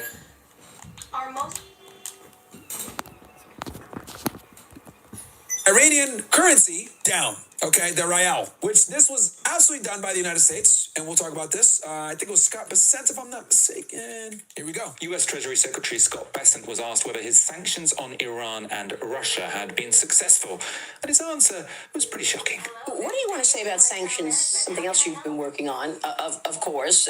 What are you planning there in terms of Iran and the impact there? Do sanctions actually work? And the same question with regard... A lot of the times, sanctions don't work, which is why Iran's still been able to, get done, and the Russians have been thriving. And here's the thing. That's why we invaded Venezuela, because the sanctions clearly weren't working like that, because they were going to go on to BRICS. That's why BRICS was created, because of these sanctions. We are going into a multipolar world. To 500% secondary sanctions or tariffs on countries who purchase... All right, so that's the thing about BRICS that I think a lot of people have to understand, right? There's a completely different world that we're living in, right? In terms of just, world influence, right? Like, it's not the type of world where whatever America says goes anymore. It doesn't go like that anymore, right? Other countries have certain influences and certain partnerships that can negate or nullify those notions that the United States is going after. energy products from Russia. Okay, so two things here. There are treasury sanctions. And if you look at a speech that I gave at the Economic Club of New York last March, I said that I believe the Iranian currency was on the verge of collapse, that if I were an Iranian citizen, I would take my money out. President Trump ordered Treasury and our OFAC division, Office of Foreign Asset Control, to put maximum pressure on Iran, and it's worked because in December, their economy collapsed. We saw a major bank go under. The central bank has started to print money. There is a dollar shortage. They are not able to get imports. And this is why people took to the street. So this is economic statecraft. No shots fired. And he's basically admitting that they crashed the Iranian currency. So what ended up happening when they crashed the Iranian currency? Shopkeepers closed up shop and went out to protest. With these protests, guess what happened? Embedded Mossad and CIA. So in other words, they provoked the whole entire situation, which is exactly what classic regime change is all about. Operatives started getting involved in a protest and agitating. Under the cover of a real protest, they started getting violent, setting mosques on fire. That was a big red flag that they were Mossad operatives, right? Don't give a fuck about mosques. Even in Iranian, that was off of the regime is not going to burn a mosque ever, okay? They started shooting, they started police officers, they started killing ambulance workers, emergency service workers, and basically they created an enormous amount of civil unrest all across Iran, okay? Now, the United States, right, tried to, agitate it. Oh, yeah, help's on the way. Donald Trump wrote the Truth Social Post, right? Mike Pompeo said Mossad agents walk with you. The Shah's son, Pahlavi, was telling Iranians to rise up and take their country back. It all failed. And I'll tell yeah, that was kind of weird when I saw that the son and the prince of Iran or something like that was sort of involved in that. It was kind of really strange to see. Hey, why it failed? The Chinese got involved. So while all the protests were happening, the United States and other Western powers, including, tried to smuggle in a bunch of Starlink satellite things, right? And this was reported, I think, by the New York Times. We learned through a hearing of a House Oversight Committee in U.S. Congress today that an organization called the National Endowment for Democracy, which is funded by the U.S. government, which exists to promote regime change around the world by sponsoring the so-called civil society groups, media, activists, training, journalists, funding political parties, has now identified Iran as its top target, and its president today was asked about an apparently secret State Department program by the ranking Democratic chair of this House Oversight Committee to smuggle Starlink into Iran, and he declared that the National Endowment for Democracy had already deployed 200 Starlink terminals into Iran. We've been investing in communication tools over years that allow for information to be sent into Iran. Because when the protests were happening, so you need to understand why this was important. So while these protests were happening, chat, the Iranian government, knowing that there was foreign intrusion and there were foreign assets and foreign agitators doing this, they shut down the internet. That significantly decreased the protests. So there it is, right? So if you feel that there's something that's going to be happening in the United States, right, in terms of a possible, riot of some sort, for sure, yeah, that is exactly what you're going to see. You're going to see some internet shut down, and when you see the internet shut down, it is indicative of the fact that they are trying to create and bring back control of some sort, right? So, yeah, it's something to think about right there, right? If you see that in the United States and you know that they can't control the people for whatever reason, you know that the internet is going to shut down. So Iran is no different in that aspect. In order to combat, because the United States knew and the Israelis knew that they were more than likely going to shut down the internet, what ended up happening was they tried to smuggle in these Starlink things, which they got a lot of them in, by the way, to get internet. But here's the thing. When they activated the Starlink, the Iranians, with the help of the Chinese, shut that down, bro. So they did the shut it down on the...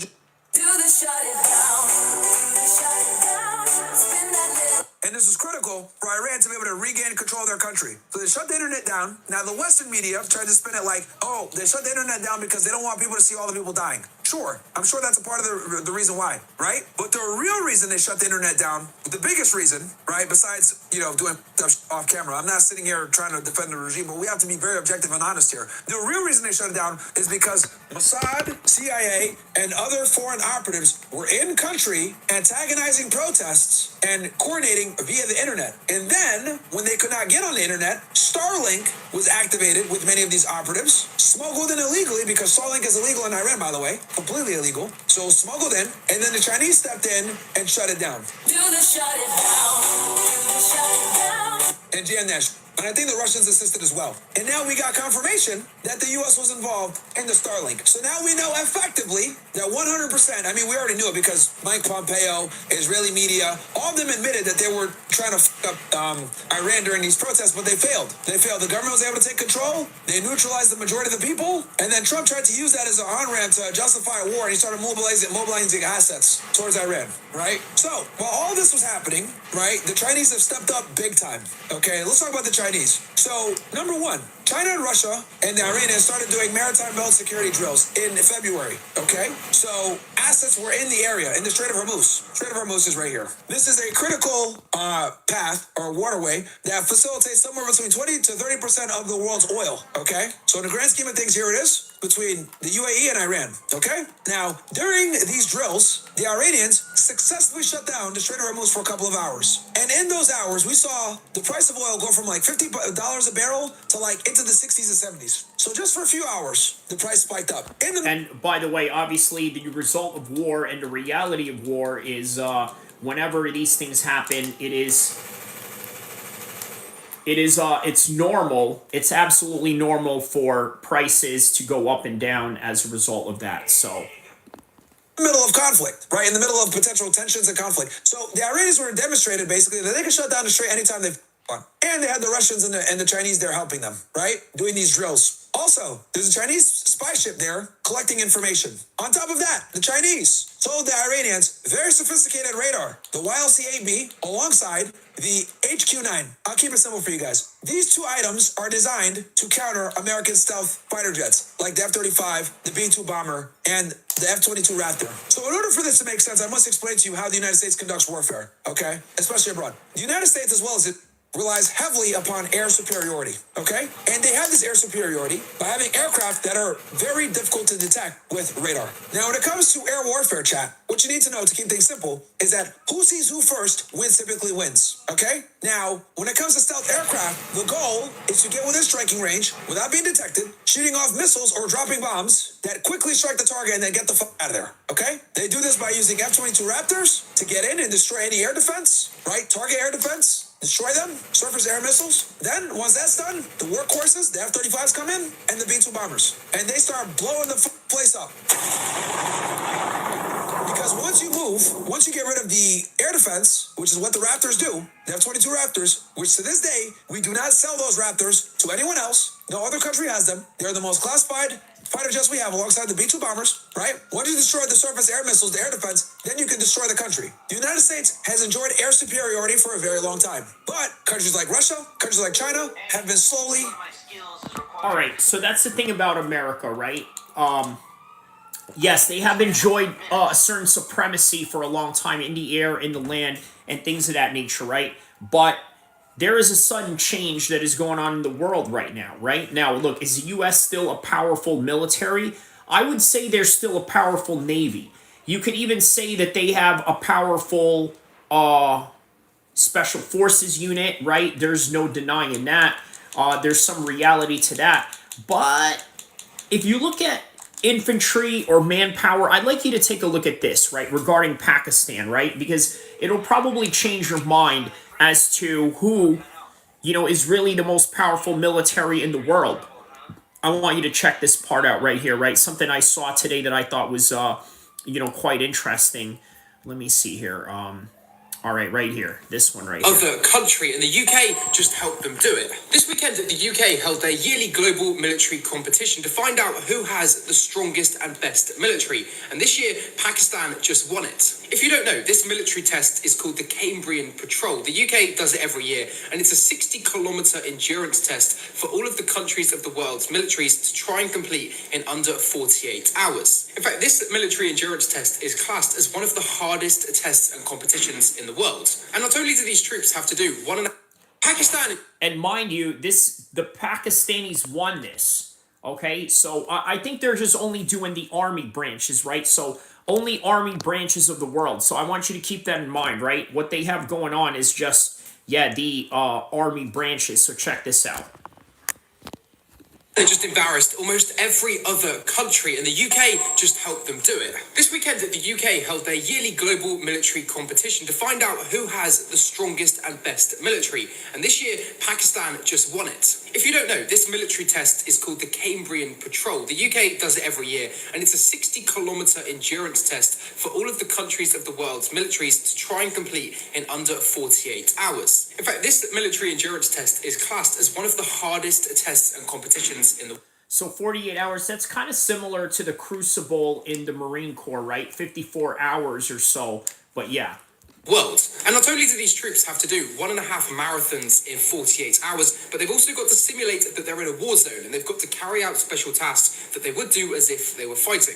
And this year, as I said, the Pakistani military won. 137 different teams competed, but Pakistan smashed it out the park, and they proved that they were the best. The Pakistani military team that won this spoke on it. They said, quote, "This is indeed a proud moment for the whole nation of Pakistan, and Pakistan's army, which is well known for its professionalism and highest standards of training." And the UK spoke on this military endurance competition, and they said, quote, "This military endurance competition is the Olympic Games of military patrolling." Now, it's worth knowing that this isn't a rare thing for Pakistan either. Over the years that the UK has been doing this, Pakistan has always ranked really quite highly, and their troops have always performed really well. Pakistan has said, and it just so happens this year they actually won the whole entire thing.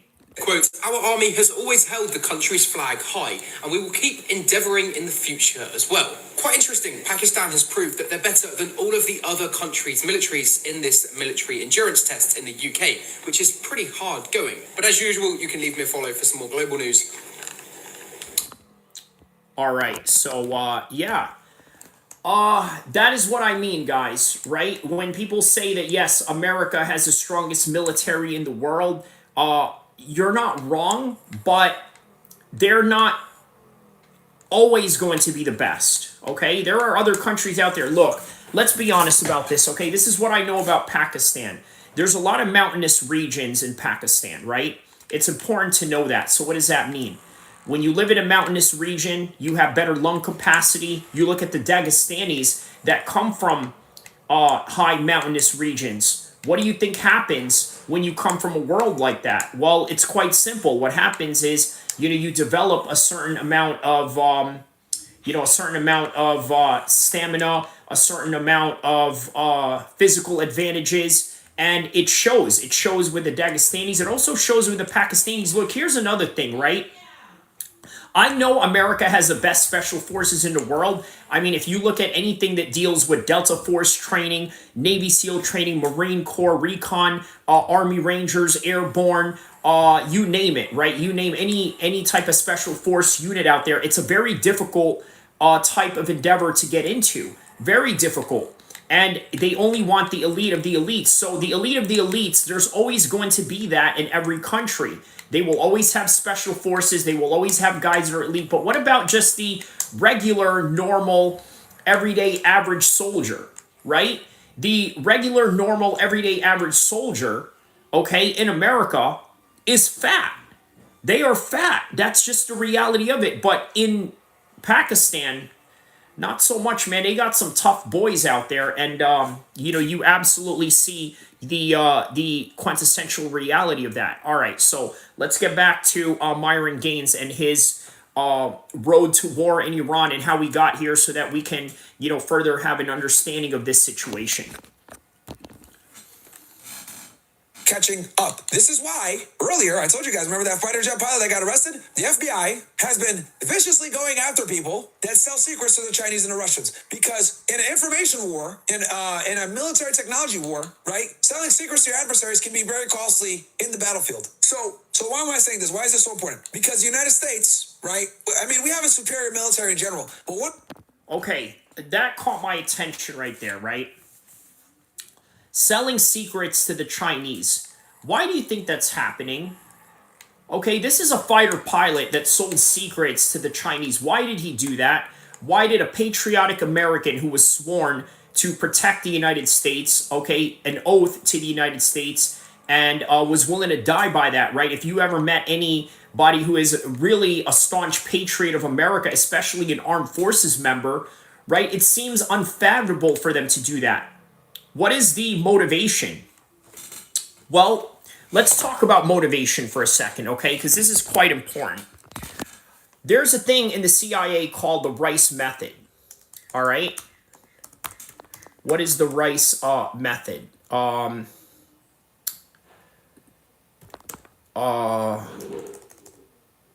Rice Method in CIA. This has... wait, hold on. Okay. So in the CIA, they have a thing called the Rice Method, right? It starts with reward. What sort of reward are you looking for? Okay? What is your motivation? Is it money? Is it monetary? The other one is ideology. What are you driven by? What drives you?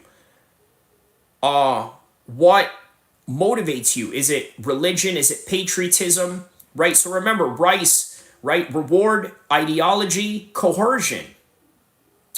A little bit more of a violent way of persuading someone, give me your money, give me your information, or we'll do X, Y, and Z and we'll harm you, or something to that extent, right? And then the other one is ego. Are you looking to boost yourself? Are you looking to boost your legacy? Are you motivated by legacy? Are you motivated by how other people perceive you, right?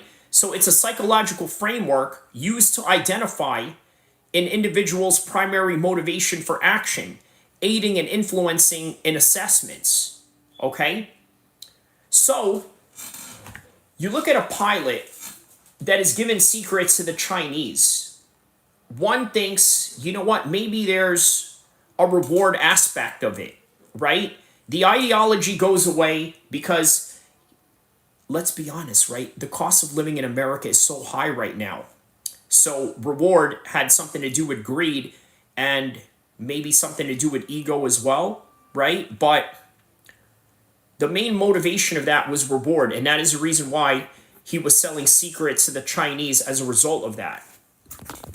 One of the cornerstones of our military is our Air Force. And that Air Force, its power is derived from our F-22 Raptors, our F-35s, and the B-2 bombers, okay? Those are like the three main components of our Air Force, okay? Even our F-35s that we sell to other countries, they don't have the same level of sophistication and the full power of American F-35s. The Israelis come the closest, but ours still have certain things that they don't have. F-22 Raptors, for the first time, have landed on foreign soil. They're in it right now as we speak. While India. Thank you. Come again. Modi's was over there. Thank you. Come again. And obviously, this is an enormous show of force to try to get the Iranians scared. But the YLC 8B and the HQ-9, okay, surface air missile, these were created by China to combat American stealth technology. Now, I know what some of you in the chat are going to say. Chinese technology sucks. It's all, paper tiger, not that good. It's all stolen, blah, blah, blah. Fine. That's not what matters, chat. That doesn't matter. This is what matters. If you had 100% certainty before that you had air superiority and they couldn't touch you, it allows you to behave in a very maverick, cavalier fashion with a level of recklessness that doesn't matter because you can do what you want. You have air superiority. But if your opponent now has tools that challenge your air superiority, what are you going to do? Well, if you're a military planner, you have to account for that. And not only do you have to account for that, you have to account for that because now you have fighter jets that are sensitive that you don't want getting shot down because that would be a nightmare. Guys, this goes beyond a pilot dying. If the fighter jet is shot down, it would be a nightmare if the fighter pilot was caught. But let's assume he doesn't get caught, he escapes. He ejects and he escapes. Fine. That fighter jet being captured, or that fighter jet being shot down, it could be reverse engineered by the Chinese, the Iranians, and the Russians, and our adversaries. Stealth technology that no one else has, now they have. You know what else that's going to do? America enjoys being not just a military superpower, but we also enjoy selling our weapons all across the world. It's one of the few things that we still control. The F-35 is the cornerstone of Lockheed Martin, and it is the cornerstone of our Air Force. If the Chinese were to shoot that down, what do you think would happen? Our hegemon in the military-industrial complex would dissipate quickly. Now they're going to look at JC-20s, maybe Su-37s, or 35s, whatever the fuck. Now, Russian and Chinese fighter jets become a lot more attractive. And that's what the Chinese want. They want to take the market share. They want other superior weaponry, right? So as a military game planner, this isn't Iran in June 2025, who had no air defense. Now you're dealing with an Iran that has sophisticated Chinese technology that is capable of detecting your fighter jets that were before undetectable. That changes the metrics of warfare. And not only does it change the metrics of warfare, you also don't want your jet getting shot down. Do you see where I'm going with this, chat? It's not about winning and destroying Iran. So once again, that kind of goes back to what I was telling you about the influence that the United States no longer has in the world, right? You know, it kind of shows you, the different type of influences that other countries, especially China, has with their relationship to Iran. So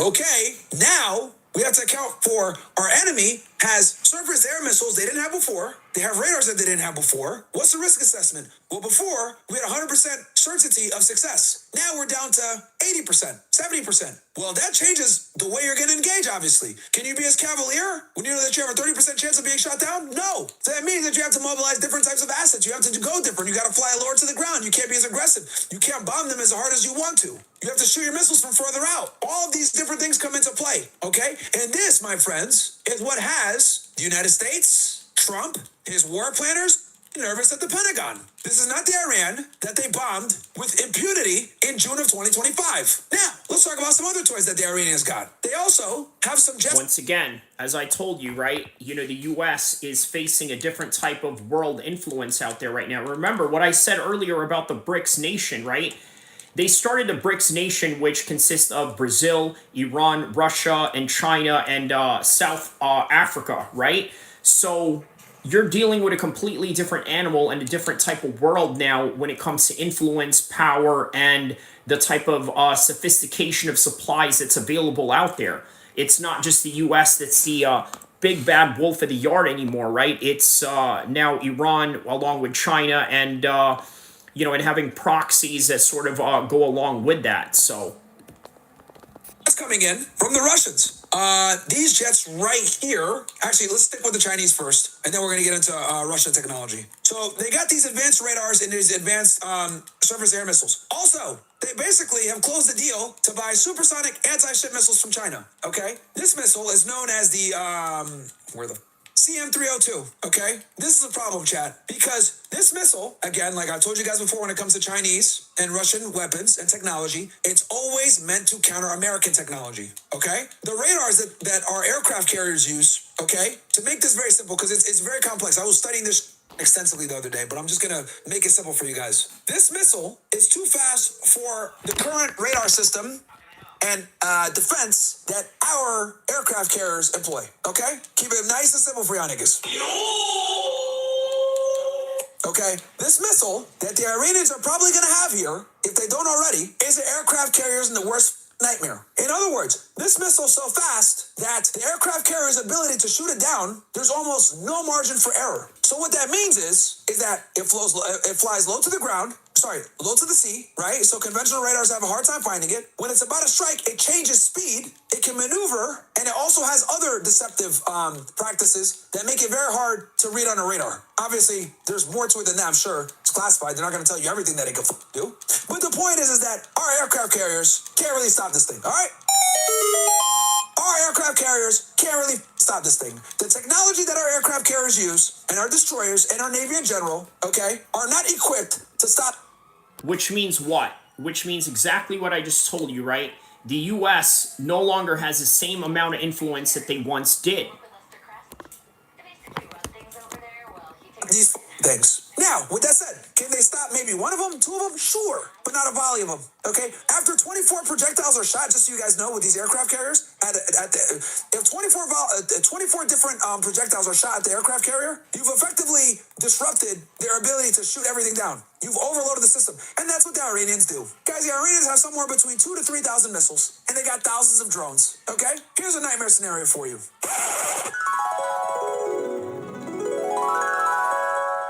Aircraft carriers close. They have these missiles right here, these CM-302s on the shoreline, right? The closer to the shoreline and the closer to the sea it is, the less time the aircraft carrier or naval assets have time to intercept it because it's moving so fast. And we're talking about something like this. Literally, we're talking about seconds. Seconds make a difference. Okay? That's how fast these things go. There's like no margin for error. So they can launch hundreds of drones at the aircraft carrier, at the Armada. The Armada's preoccupied with shooting these fucking drones down, which are cheap, by the way, cost nothing, right? $20,000 a pop, and Iran domestically manufactures them, as with many of the other weapons, right? And then they decide to shoot one of these things as well. Oh boy.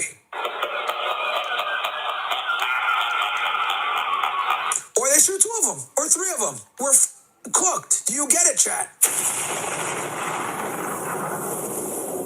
$10 billion aircraft carrier with 4,000 to 5,000 sailors on board. Gone. Finito. The worst part, those drones and this missile cost way less than that aircraft carrier, bro. So, yeah, not good at all. So, a deal for the Chinese-made CM-302 missiles near completion, though no delivery day has been agreed. The people said the supersonic missiles have a range of 290 kilometers and are designed to evade shipborne defenses by flying low and fast. Their deployment would significantly enhance Iran's strike capabilities and pose a threat to U.S. naval forces in the region, two weapon experts said. It's bad. I've heard Israeli intelligence operatives even say, yeah, this is not good. This is significant enhancement for the Ayatollah, right? Also, since we're talking about the aircraft carriers, the Ford, the most advanced aircraft carrier that we have, has really bad toilet issues. I know what you guys are saying. What the is a shitty situation? I'm not kidding around, chat. Thank you. Come again. Yeah, I heard about this the other day, right? I thought this was quite strange, but, quite interesting at the same time, right? So what do you mean that they have toilet issues in an aircraft carrier? Let's hear what this means. We're not talking about India. We're talking about legitimately a shitty situation. Basically, since they've been out at sea, they were supposed to have an 8-month deployment, right? Now they're closing in on a year. As you guys know, they went down to the Caribbean to create an enormous amount of pressure on Venezuela. They were there supporting the operation with Maduro. After the Iranians have not been capitulating, Trump wants to show more force, practices brinksmanship. He moved the aircraft carrier to the Middle East. And I think they were in Greece a couple of days ago. Now I think they're within range. Here's the problem, though. You got a bunch of sailors that are pissed off, that want to resign, that are writing to journalists complaining. They're waiting an hour to use the bathroom. The toilets are completely clogged. Huge sewage problems, okay? And by the way, this is also going to cause a lot of morale issues among the troops. The last thing you want while a fight is going on for the United States is for them to have morale issues, and that's the unfortunate thing that is going on right now. Hey, the deployment was supposed to be only 8 months. And they've done studies on this. A deployment over 8 months on an aircraft carrier starts to really have negative ramifications. Sailor morale is down. They're off. They want to resign. They're writing to journalists. They're complaining. They're missing birthdays. They're missing funerals. They're missing, births of their children. You don't want a bunch of angry sailors on an aircraft carrier going to war against a country that literally said, we will sink your aircraft carriers. And now they have the missiles to do it, bro. Like, what? Now they can they could have done it before, by the way. They got the FATA 1, the FATA 2. They could have done it before. Now they can really do it with this deal they just closed with the Chinese-made CM-302s. Now, add some right on Twitter today. Try to tell me, well, the Chinese and the Russians aren't going to do anything because they didn't do anything with Maduro. Well, let me go ahead and address this real quick. Number one, Venezuela is too close to the United States, right? That's number one. They're in our hemisphere. China's not as close. It is what it is, right? Number two, the Venezuelan military, for lack of a better term, I mean, that's Myron basically saying that the Venezuelan military is not as professional or not as good, and I mean, he's right. Look how easy it was for them to get there. I mean, they are Delta Special Forces, I get that, but yeah, it was way too easy.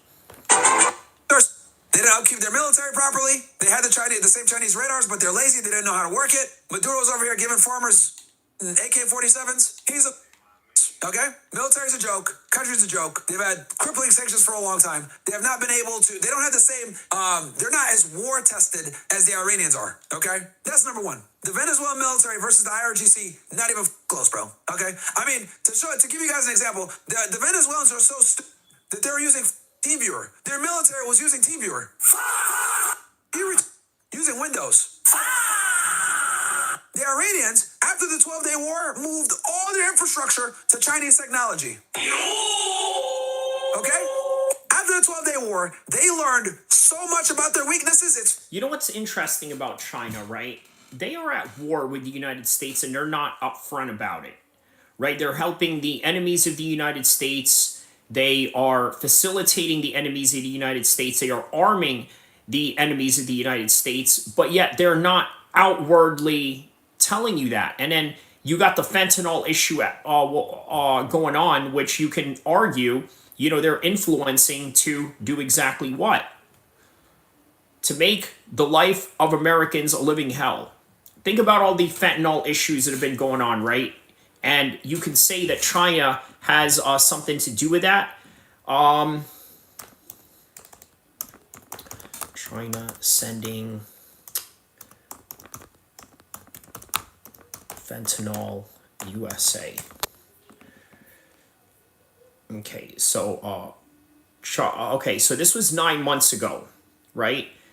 Is China helping push fentanyl? And okay, this is what Trump said 9 months ago. Just to kind of they're very heavy on the fentanyl. We're charging them, as you know, 20% for the fact that they send fentanyl into our country, and they've agreed that they're going to stop that. And they'll be rewarded by not having to pay hundreds of billions of dollars in tariffs. They're very heavy on the fentanyl. We're charging them. So Trump is saying that they will reward them by not charging them, trillions of dollars, right? So we have chemical substances all over our streets. These are not overdoses. This is not a red or a blue issue. It's a red, white, and blue issue. Every American should care. As the leader of DEA's Special Operations Division for the last 10 years of my career, I had really nice optics on the growing Mexican cartels and also the growing role of the Chinese criminal networks that have been doing a bombing campaign on our country with synthetic drugs.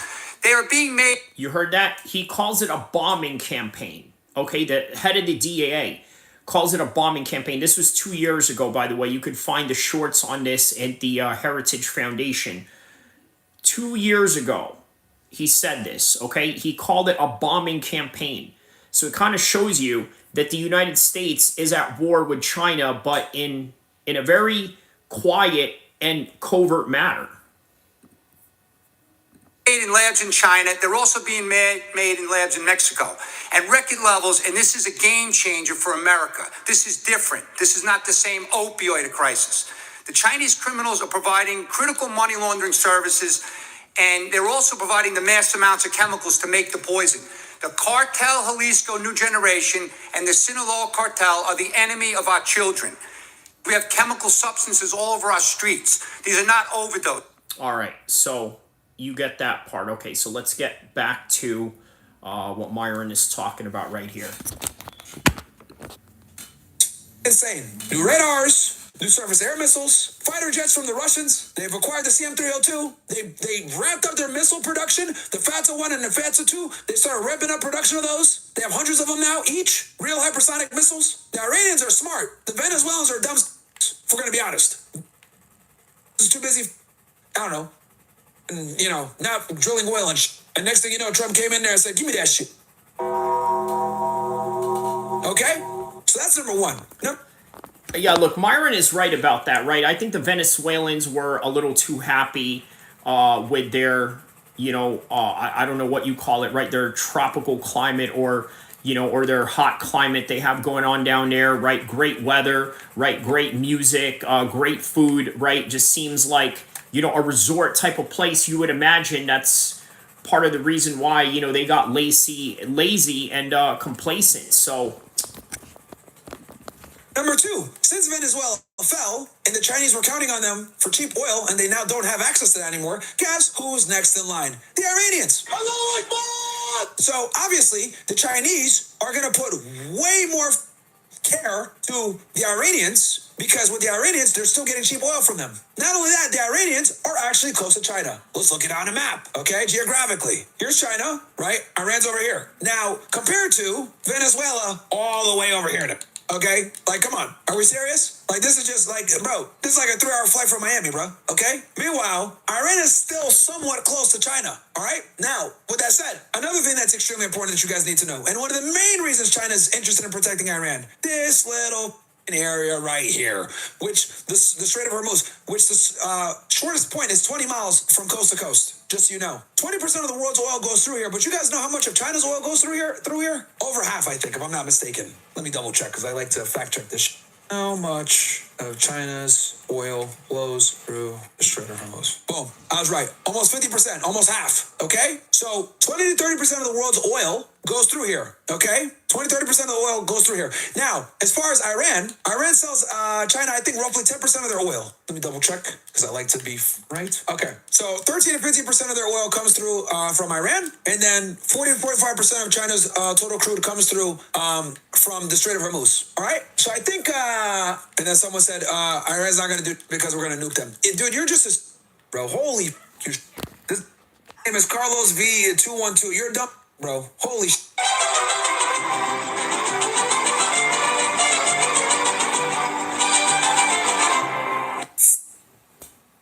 Bro, just put...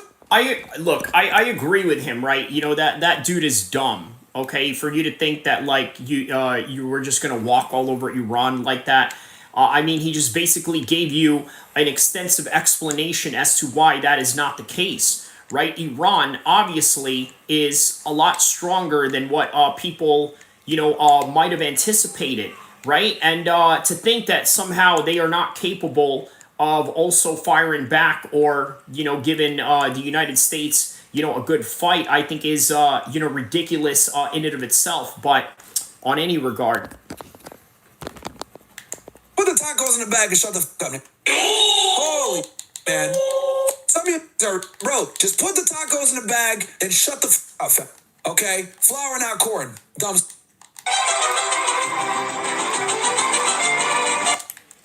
Oh, do you not understand that nuclear warfare is the last thing we want to do, you dumb? Did you forget about Hiroshima and Nagasaki? You dumb. Do you understand if we get to nuclear warfare, the economy's cooking it, which means you're going to get sent back? Holy. Yo, Myron has no chill, man. He has absolutely no chill whatsoever. Anyway, hey, we'll do that. Or in this case, anyway, even though I'm not American, if they attack us, we send them back to Flintstones, Holmes. ¿Qué onda? Think you're not American? Get the fuck out of here.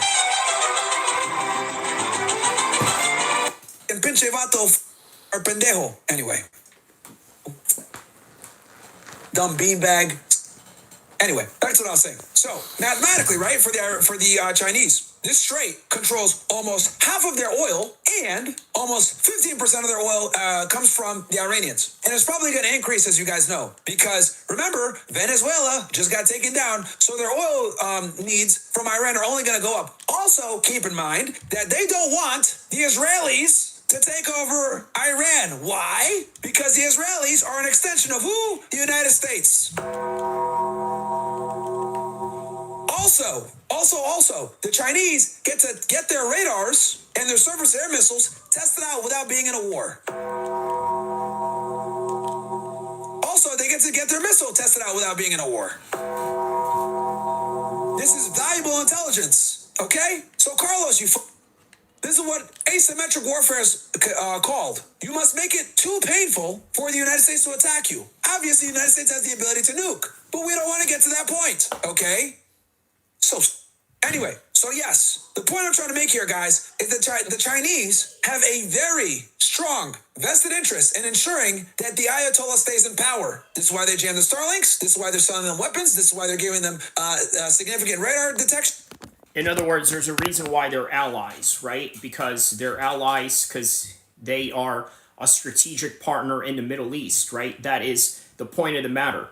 Iran is a strategic partner of China in the Middle East, and that's that, right? So All right.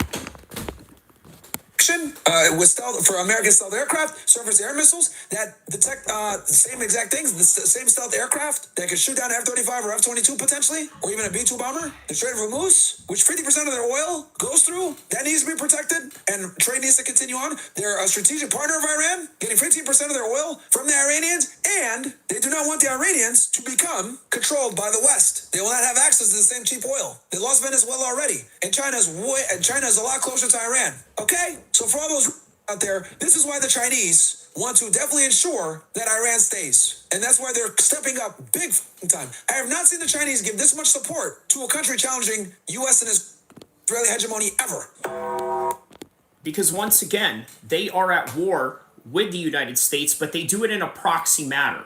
Now, why is it that China is operating in this particular matter? Well, because let's be honest, right? It is the Chinese way. Their whole entire strategy is not necessarily to go into a conflict head on, but their whole entire strategy is to attack from a strategic point of view, from an economic point of view, also from a proxy point of view, not head on in the way that the United States has done with, let's say, Iraq and and other countries that they've invaded over the past couple of decades and century.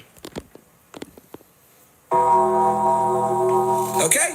Someone said that China wants Iran to test their weapons against America. Absolutely. That's another big reason. You get to get your weapons tested without having to worry about a nuclear war? Come on, man. That's a W for them. You know those... Wow. So think about that, right? They want Iran to test their weapons on America without them having to use it. And then when they use it, guess what? They look at that and said, wow, that works. What if we try that on Taiwan? What if we try that on our other regional enemies? What if we try that on the Philippines? Now we know what it looks like. And that is the reason why they do it in the first place. So the Chinese are like...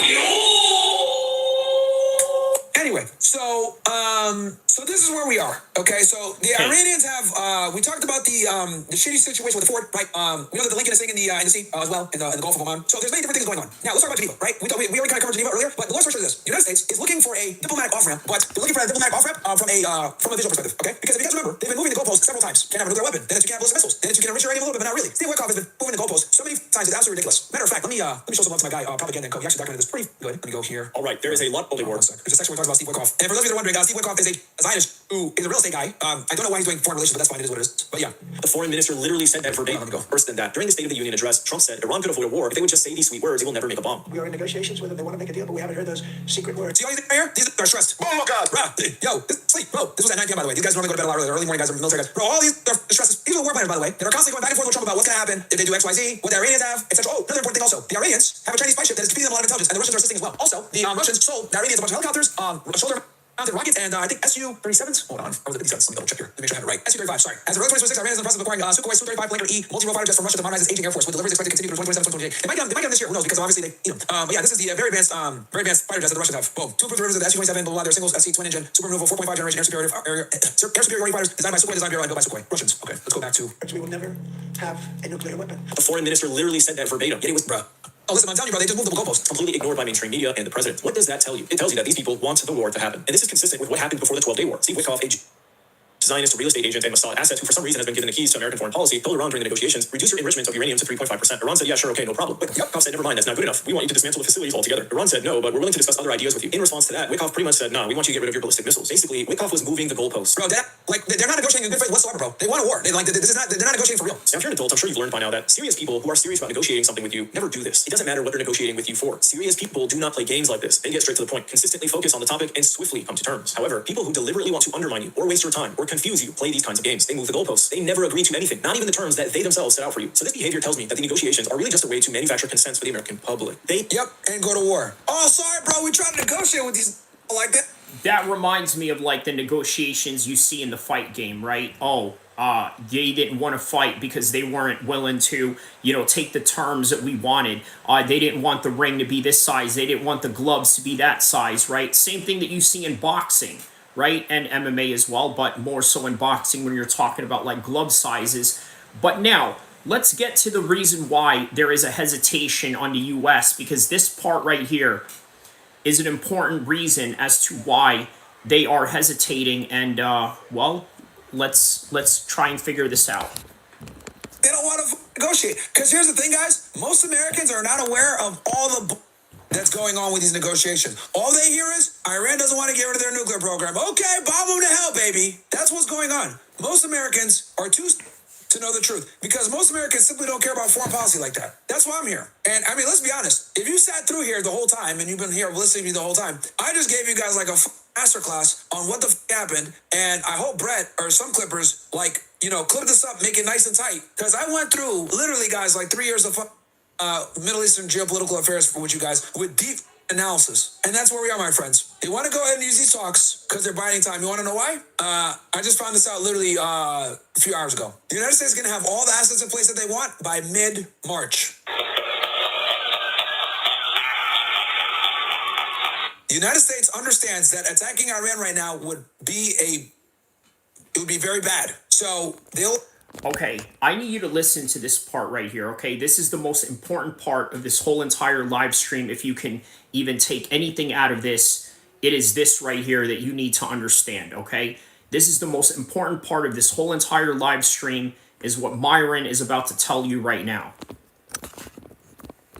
We'll have all their assets there by mid-March. I think that's when the war is going to happen, or the first strike is going to happen. Also, the United States is kind of backing out, and I think they're going to let the Israelis potentially do the first attack. That's why they're going back to nuclear weapons. If you guys notice, okay, let's go back to nuclear weapons discussion. But now, from what it seems like, obviously, they went way sooner than that, right? It happened way sooner than later. So what is the date right now? We are literally in February 28th. They're like, okay, we're not going to wait till March, right? We're going to have a surprise attack. Here it is, last day of February.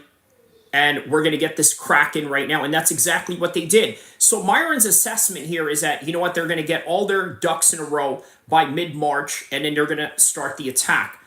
Lo and behold, surprise. They did it today.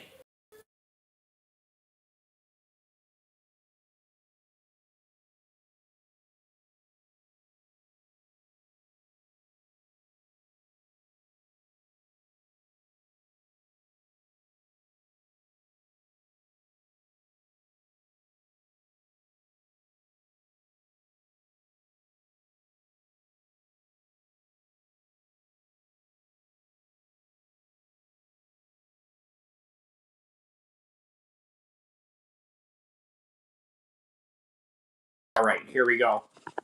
Right here. But what Trump is trying to do right now is make this digestible for the American public. That's what they're trying to do. Because he has two problems. Donald Trump has two big problems right now. Number one, he's got to make this politically digestible for the American public. That's number one. Number two, he's got to deal with the very real reality that we have a bunch of American bases in the region, that all of these locations, okay, can get hit with Iranian rockets, bro. Okay? All of these regions get hit with Iranian rockets, and that won't be good. And that's, you know what? Keep in mind, Myron did this about literally a couple of days ago, or maybe even yesterday he did this, right? And lo and behold, guess what happened? That's literally what happened. All of these things got hit, and he was so on point with this. Take a look at this. We're talking about thousands of casualties. We're talking about billions upon billions of dollars in damages. We're talking about aircraft carriers being potentially sunk. Or, I'll go into this as well, we're really getting into some nerd shit here, but there is a way that the Iranians have identified how to shoot an aircraft carrier down, targeting the fuel system in a certain part of the aircraft carrier that won't sink it, but it will take it out of commission. So they'll have to back up. That is the other option as well. Obviously, Iranians are also practicing some brinksmanship where they're like, yo, we're going to sink that aircraft carrier. All right, so I want you guys to check out the rest of this video. There's probably only 6 minutes left at the end of this video. He calls it the in-depth analysis road to war with Iran. Okay, and also he talks about why this war is basically unfavorable towards Iran. And if you take a look, man, he predicted everything right down to the T. Now, the only thing, though, is that it happened way sooner than we would expect it, and that's just the reality of all of this right now. So this is a developing story that is going on right now. I had to get in here and do this one time, and so we did. Here it is. And I hope you guys like and subscribe. check out the next live stream that we have going on, the next video, the next content, and we'll see you in the next one, inshallah.